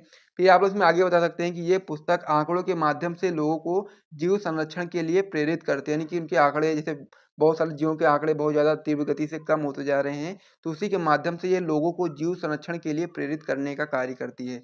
तो रेड डाटा बुक आपके बोर्ड परीक्षा के लिए बहुत ही महत्वपूर्ण है और रेड डाटा बुक की परिभाषा मैंने आपको बता दी है और साथ ही में इसका क्या महत्व होता है उसे भी मैंने आपको समझा दिया है। तो इन दोनों को आप लोग नोट कर लीजिए, फिर हम लोग अगले क्वेश्चन की ओर बढ़ते हैं और भी महत्वपूर्ण प्रश्नों को अब हम इसमें देखते हैं। इसमें जो हमारा अगला क्वेश्चन हो जाता है आपका हो जाता है कि IUCN तथा WWF का पूरा नाम लिखिए। 2017 में 18 में 2 बार आपके बोर्ड परीक्षा में क्वेश्चन आया हुआ है। तो आपको यहाँ पर IUCN के बारे में पूरी जानकारी देनी है और साथ ही में WWF के बारे में पूरी जानकारी देनी है और साथ ही में इसका फुल फॉर्म भी आपको यहाँ पर बताना है। तो आप लोग उत्तर में बताएंगे। सबसे पहले नंबर 1 की बार हम बात करेंगे IUCN के बारे में। तो आप लोग बता सकते हैं, पहले भी मैंने आपको बताया है कि IUCN का जो फुल फॉर्म होता है आपका हो जाता है international union for the conservation of nature एवं नेचुरल रिसोर्सेस। ये संगठन है, संगठन की स्थापना 1948 ईस्वी में स्विट्जरलैंड में की गई थी और यह आपका संगठन दुर्लभ एवं विलुप्त जातियों के संबंध में जानकारी देने का कार्य करती है। यानी कि जो IUCN का जो फुल फॉर्म उसे मैंने आपको बता ही दिया है और साथ में ये भी बता दिया है कि IUCN की जो संगठन की जो स्थापना है वो 1948 ईस्वी में स्विट्जरलैंड में की गई थी और इसका जो महत्व है वो आपका हो जाता है दुर्लभ एवं विलुप्त जातियों के संबंध में जानकारी देना।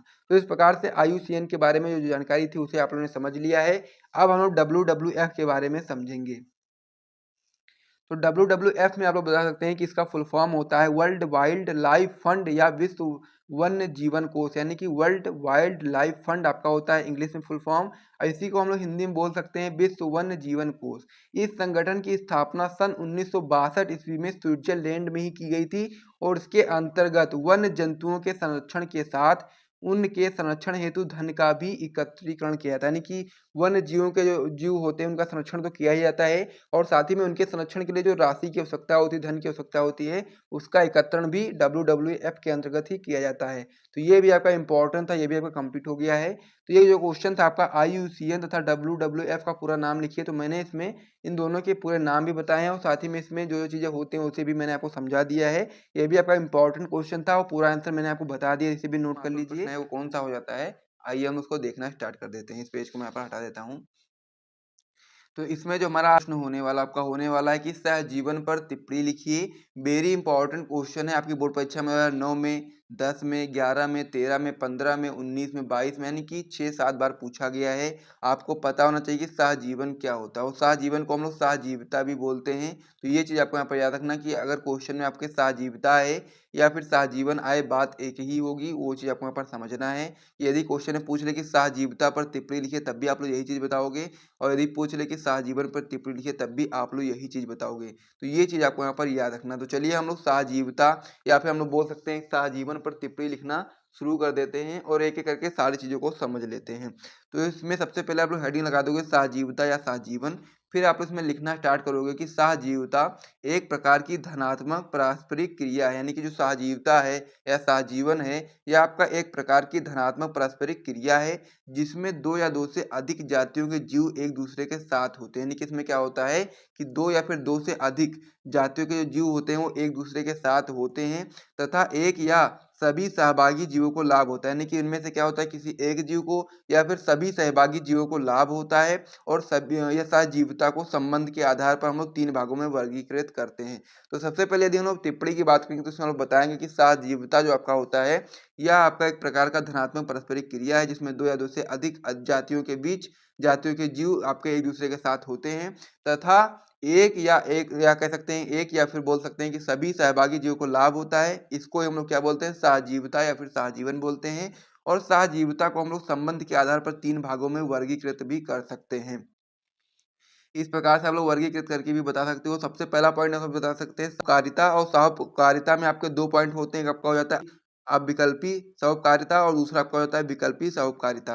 वहीं पर दूसरा पॉइंट इसमें आपका हो जाता है सहभोजिता और सहभोजिता में भी आपके 2 पॉइंट होते हैं। आपका हो जाता है सतत संपर्क के साथ सहभोजिता, दूसरा आपका होता है असतत संपर्क के साथ आपका सहभोजिता और तीसरा आपका होता है आदि सहयोग। तो इसमें जो आपका सहजीविता होता है फिर सहजीवन होता है इसको 3 भागों में हम लोग डिवाइड करते हैं। पहला भाग आपका होता है सहोपकारिता जिसमें आपके 2 पॉइंट होते हैं, ये भी आपका इंपॉर्टेंट होता है। और फिर दूसरा पार्ट आपका हो जाता है सहभोजिता, इसमें भी आपके 2 पॉइंट होते हैं। और तीसरा आपका होता है आद्य सहयोग, तो इसमें कोई पॉइंट नहीं होता है। तो इस प्रकार से आपको जो सहजीवन होता है इसको हम लोगों ने 3 भागों में वर्गीकृत किया है। इस प्रकार से आप लोग समझ सकते हो। सबसे पहले आप लोग सहजीविता या फिर सहजीवन की टिप्पणी लिख दोगे यानी कि उसकी परिभाषा, और उसके आप इस प्रकार से पॉइंट भी बता सकते हो। फिर हम लोग इसमें अगले क्वेश्चन की ओर बढ़ेंगे। महत्वपूर्ण क्वेश्चन था, ये भी आपका कंप्लीट हो गया है, तो इसे नोट कर लो जल्दी से। फिर हम लोग अगले पेज पर बढ़ते हैं।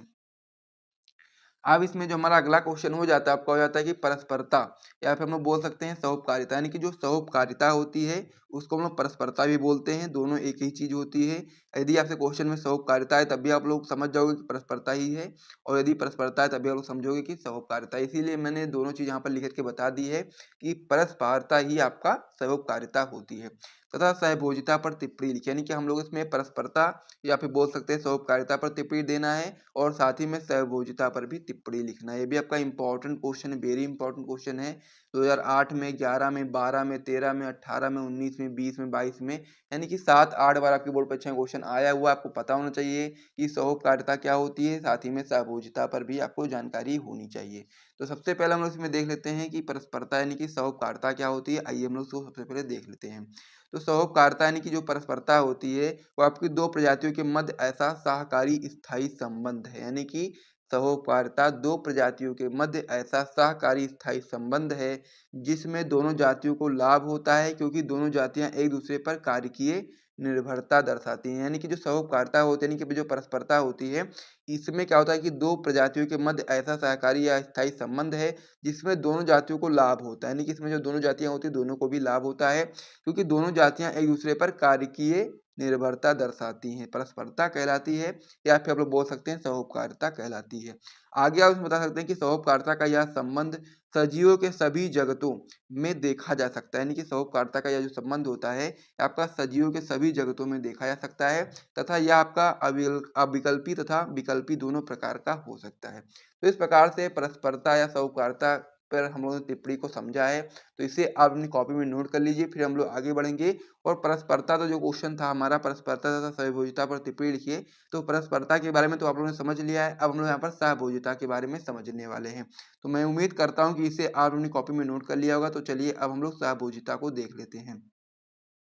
तो इसमें आप लोग बताएंगे, सबसे पहले हेडिंग लगाओगे सहभोजिता का, फिर लिखना स्टार्ट करोगे कि जब एक जीव या पादप बिना दूसरे जीव या पादप को क्षति पहुंचाए ही लाभान्वित होते हैं। यानी कि कहने का मतलब यह है कि जब कोई जीव या फिर पादप हो जो किसी मतलब कह सकते हैं कि बिना दूसरे जीव या पादप को हानि पहुंचाए ही लाभान्वित होते हैं, यानी कि लाभ की प्राप्ति करते हैं, तो उसे हम लोग सहभोजिता बोलते हैं। उदाहरण में आपको बता सकते हैं आर्किड, आरोही एवं कठहलताएं। तो इस प्रकार से ये आपका उदाहरण हो जाता है। और सहभोजिता का जो परिभाषा होती है बहुत ही सिंपल होती है कि जब एक जीव या पादप बिना दूसरे जीव या पादप को हानि पहुंचाए ही लाभान्वित होते हैं, तो उसे ही हम लोग सहभोजिता बोलते हैं। उदाहरण में आप लोग बता सकते हैं कि आर्किड, आरोही एवं कठहलताएं। इस प्रकार से ये आपका जो क्वेश्चन था कि परस्परता तथा सहभोजिता पर टिप्पणी लिखिए, वेरी इंपॉर्टेंट क्वेश्चन था। दोनों आपके अलग अलग से भी आ सकते हैं, तो इसीलिए मैंने दोनों को एक साथ में बता दिया। तो इसे नोट कर लीजिए। फिर हम लोग अगले पेज पर बढ़ते हैं और भी इंपॉर्टेंट क्वेश्चन को भी हम लोग को देखना है।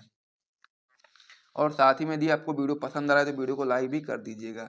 तो इसमें अब हमारा जो अगला क्वेश्चन हो जाता है आपका हो जाता है कि प्रतिजीविता व परजीविता को स्पष्ट कीजिए। आपका वेरी इंपॉर्टेंट क्वेश्चन है 2016 में, 13 में, 19 में, 23 में, 22 में, 20 में कई बार पूछा गया, आपको पता होना चाहिए कि प्रतिजीविता व परजीविता को स्पष्ट हम लोगों को करना है। सबसे पहले हम लोग समझेंगे प्रतिजीविता क्या होती है, फिर हम लोग समझेंगे परजीविता क्या होती है। तो प्रतिजीविता में आप लोग बता सकते हैं कि एक जीव की जटिल उपापचयी क्रियाओं द्वारा उत्पन्न वृद्धि रोधक रासायनिक पदार्थों द्वारा किसी दूसरे जीव की वृद्धि को पूर्ण या आंशिक रूप से रोक देना ही आपका प्रतिजीविता कहलाती है। बहुत ही सिंपल सी परिभाषा है, 2 बार आप पढ़ोगे तो आपको समझ में आ जाएगा कि एक जीव की जटिल उपापचयी क्रियाओं द्वारा उत्पन्न वृद्धि रोधक रासायनिक पदार्थों द्वारा किसी दूसरे जीव की वृद्धि को पूर्ण या फिर हम लोग बोल सकते हैं आंशिक रूप से रोक देना ही आपका प्रतिजीविता कहलाती है। तो प्रतिजीविता क्या होती है आप लोग समझ लिया है, तो अब हम लोग आगे बढ़ेंगे और परजीविता के बारे में समझेंगे। तो इसे आप लोग कॉपी में नोट कर लीजिए, फिर हम लोग परजीविता के बारे में समझते हैं। तो परजीविता में आप लोग बता सकते हो कि जब एक जीव या पादप भोजन के लिए दूसरे जीव या पादप पर आश्रित होता है, तो ये कई प्रकार के होते हैं। इसे हम लोग क्या बोलते हैं, परजीविता बोलते हैं। क्या होता है कि जब एक जीव या पादप भोजन के लिए दूसरे जीव या पादप पर आश्रित होते हैं, इसको हम लोग परजीविता बोलते हैं। ये आपके कई प्रकार के होते हैं। उदाहरण में आप बता सकते हैं कि पूर्ण तना परजीवी, दूसरा आपका होता है पूर्ण मूल परजीवी और टीनिया आदि आपके परजीविता के उदाहरण हैं। तो इस प्रकार से प्रतिजीविता और परजीविता को स्पष्ट करना था, हम लोगों ने कर दिया है। तो इसे भी नोट कर लीजिए, फिर हम लोग अगले क्वेश्चन की ओर बढ़ते हैं। अब हमारा इसमें अगला क्वेश्चन हो जाता है कि जातियों में प्रतियोगिता का प्रभाव पर टिप्पणी लिखें, यानी कि जातियों में प्रतियोगिता का जो प्रभाव होता है उस पर हमको टिप्पणी लिखना है। वेरी इंपॉर्टेंट क्वेश्चन ये भी आपका होता है। 2010 में, 12 में, 13 में, 14 में, 15 में, 23 में कई बार पूछा गया है। तो स्पर्धा या प्रतियोगिता क्या होती है जातियों के मध्य में, वो हमको यहाँ पर समझना है। तो इसकी आप कह सकते हैं कि इसकी जो परिभाषा है इस प्रकार से बता सकते हैं। सबसे पहले आप लोग हेडिंग लगाओगे स्पर्धा या प्रतियोगिता, पे लिखना स्टार्ट करोगे कि एक प्रकार की ऋणात्मक अंतःक्रिया जो एक ही प्रकार के संसाधनों को उपयोग करने वाले दो या दो से अधिक जीवों के मध्य होती है। सबसे पहले आपको इस लाइन को समझना है कि एक प्रकार की ऋणात्मक अंतःक्रिया है ये, जो एक ही प्रकार के संसाधनों को उपयोग करने वाले दो या अधिक जीवों के मध्य होती है। और इस प्रकार की जो प्रतियोगिता होती है वो आपके स्थान के लिए भी हो सकती है, भोजन के लिए, ऊर्जा के लिए, प्रकाश के लिए, खनिज के लिए, जल आदि संसाधनों के लिए हो सकती है। प्रतियोगिता या फिर हम लोग बोल सकते हैं स्पर्धा जो आपका होता है वह समुदाय की संरचना तथा जातियों की विभिन्नता को प्रभावित करती है। और इसमें जो कमजोर प्रतियोगी होते हैं उनके समाप्त होने की अधिक संभावना होती है, यानी कि जो कमजोर होंगे उनकी समाप्ति की अधिक संभावना होती है। और यह आपका दो प्रकार का होता है। इसमें हम बता सकते हैं कि स्पर्धा या जो प्रतियोगिता होती है आपकी दो प्रकार की होती है। पहला आप लोग बता सकते हैं कि अंतर जातीय प्रतियोगिता या फिर स्पर्धा, और दूसरा आप बता सकते हैं कि अंतर जातीय प्रतियोगिता। तो इस प्रकार से दो पॉइंट इसमें होते हैं, तो इसे भी आप लोग समझ गए होंगे। तो इस प्रकार से जातियों में प्रतियोगिता पर प्रभाव का जो टिप्पणी हम लोगों ने बताई उसे भी आप लोग समझ गए होंगे। जिसे भी दिया गया है कि आईवीएफ तकनीक पर संक्षिप्त टिप्पणी लिखिए। ये भी आपका वेरी इंपॉर्टेंट क्वेश्चन है कि आईवीएफ तकनीक आखिर क्या होती है, उसके बारे में हमको इसमें जानकारी देनी इंपॉर्टेंट क्वेश्चन है। 2009 में, 11 में और 19 में आया हुआ है। 3 बार आपको पता होना चाहिए कि आईवीएफ तकनीक पर संक्षिप्त टिप्पणी आप लोग किस प्रकार से बताओगे।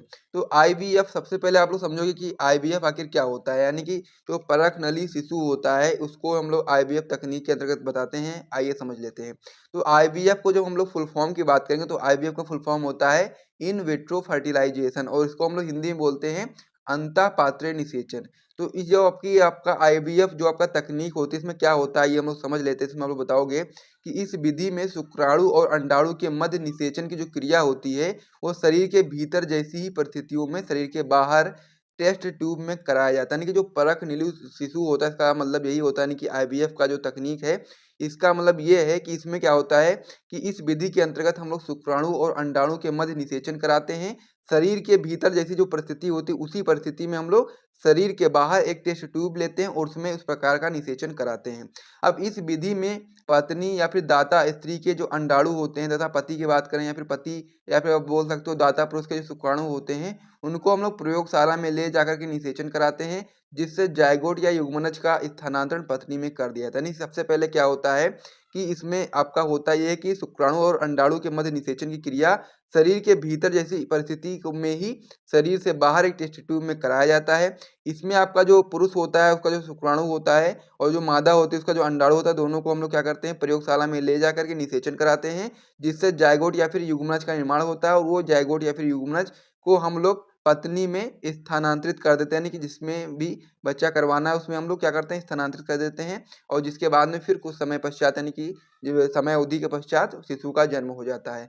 तो यही आपका आईवीएफ तकनीक होती है, और आईवीएफ तकनीक जो आपकी होती है बहुत इंपॉर्टेंट इसलिए भी होती है क्योंकि ये आपका बहुविकल्पी प्रश्न भी आ सकता है, और साथ में एक शॉर्ट एक नंबर में भी आ सकता है कि आईवीएफ का पूरा नाम बताइए। तो आईवीएफ का पूरा नाम आपको पता है, इन विट्रो फर्टिलाइजेशन, और हिंदी में अंतःपात्रीय निषेचन। तो इस प्रकार से आपको ये चीज याद रखना है, और साथ ही में प्रश्नलित शिशु क्या होता है कि टेस्ट ट्यूब बेबी क्या होता है, पूरा मैंने आपको आंसर बता दिया, इसे भी नोट कर लीजिए।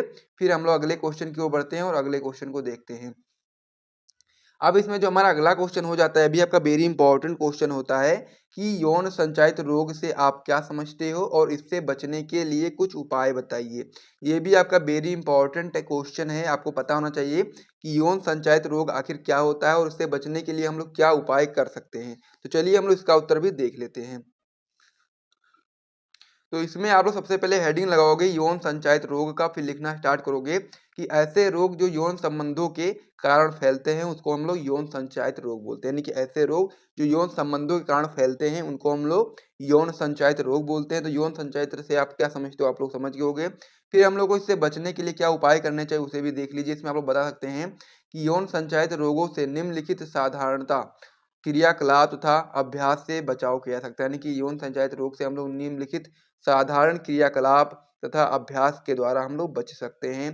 तो इसमें आप लोग पहला पॉइंट आप बता सकते हो कि अनजान तथा अनेक व्यक्तियों के साथ लैंगिक संपर्क या शारीरिक संबंध नहीं बनाने चाहिए। इससे आपका कह सकते हैं कि यौन संचारित रोग हो सकता है। अगर मान लीजिए जिसके साथ भी आप लोग इस प्रकार से बना रहे हो शारीरिक संबंध, अगर उसमें पहले से कोई भी ऐसा रोग है तो फिर वो आपके अंदर भी आ जाएगा। ये चीज आपको यहाँ पर याद रखना। अगला पॉइंट आप लोग इसमें बता सकते हैं कि मैथुन के समय अवरोध विधियां जैसे कि कंडोम आदि का प्रयोग किया जाना चाहिए। यानी कि मैथुन के समय अवरोध विधियों का प्रयोग करना चाहिए, जिससे भी ये रोग आपका रुक जाता है।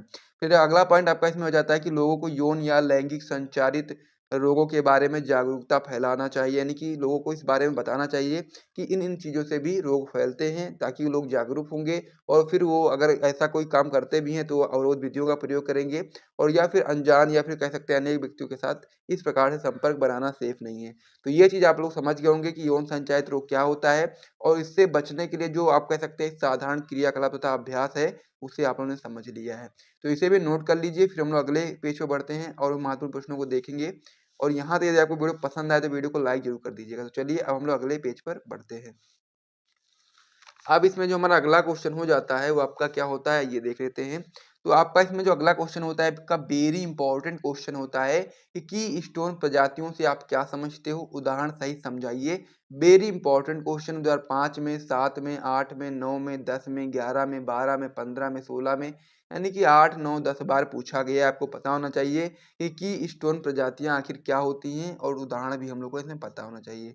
तो आप लोग की स्टोन प्रजातियों में बताओगे कि वह प्रजाति अथवा प्रजातियों का समूह जिसका समुदाय अथवा पारिस्थितिक पर प्रभाव मात्र उनकी अधिकता अत्यधिक संख्या के कारण ही नहीं बल्कि आशा से कहीं अधिक अनेक कार्यों से अभिव्यक्त होता है, उसे ही हम लोग की स्टोन प्रजाति कहते हैं। एक बार फिर से रिपीट करता हूँ, आप लोग कॉपी में नोट करिएगा कि वह प्रजाति अथवा प्रजातियों का समूह जिसका समुदाय अथवा पारिस्थितिकी पर प्रभाव मात्र उनकी अत्यधिक संख्या के कारण ही नहीं बल्कि आशा से कहीं अधिक उनके कार्यों से अभिव्यक्त होता है, उसे ही हम लोग की स्टोन प्रजाति बोलते हैं।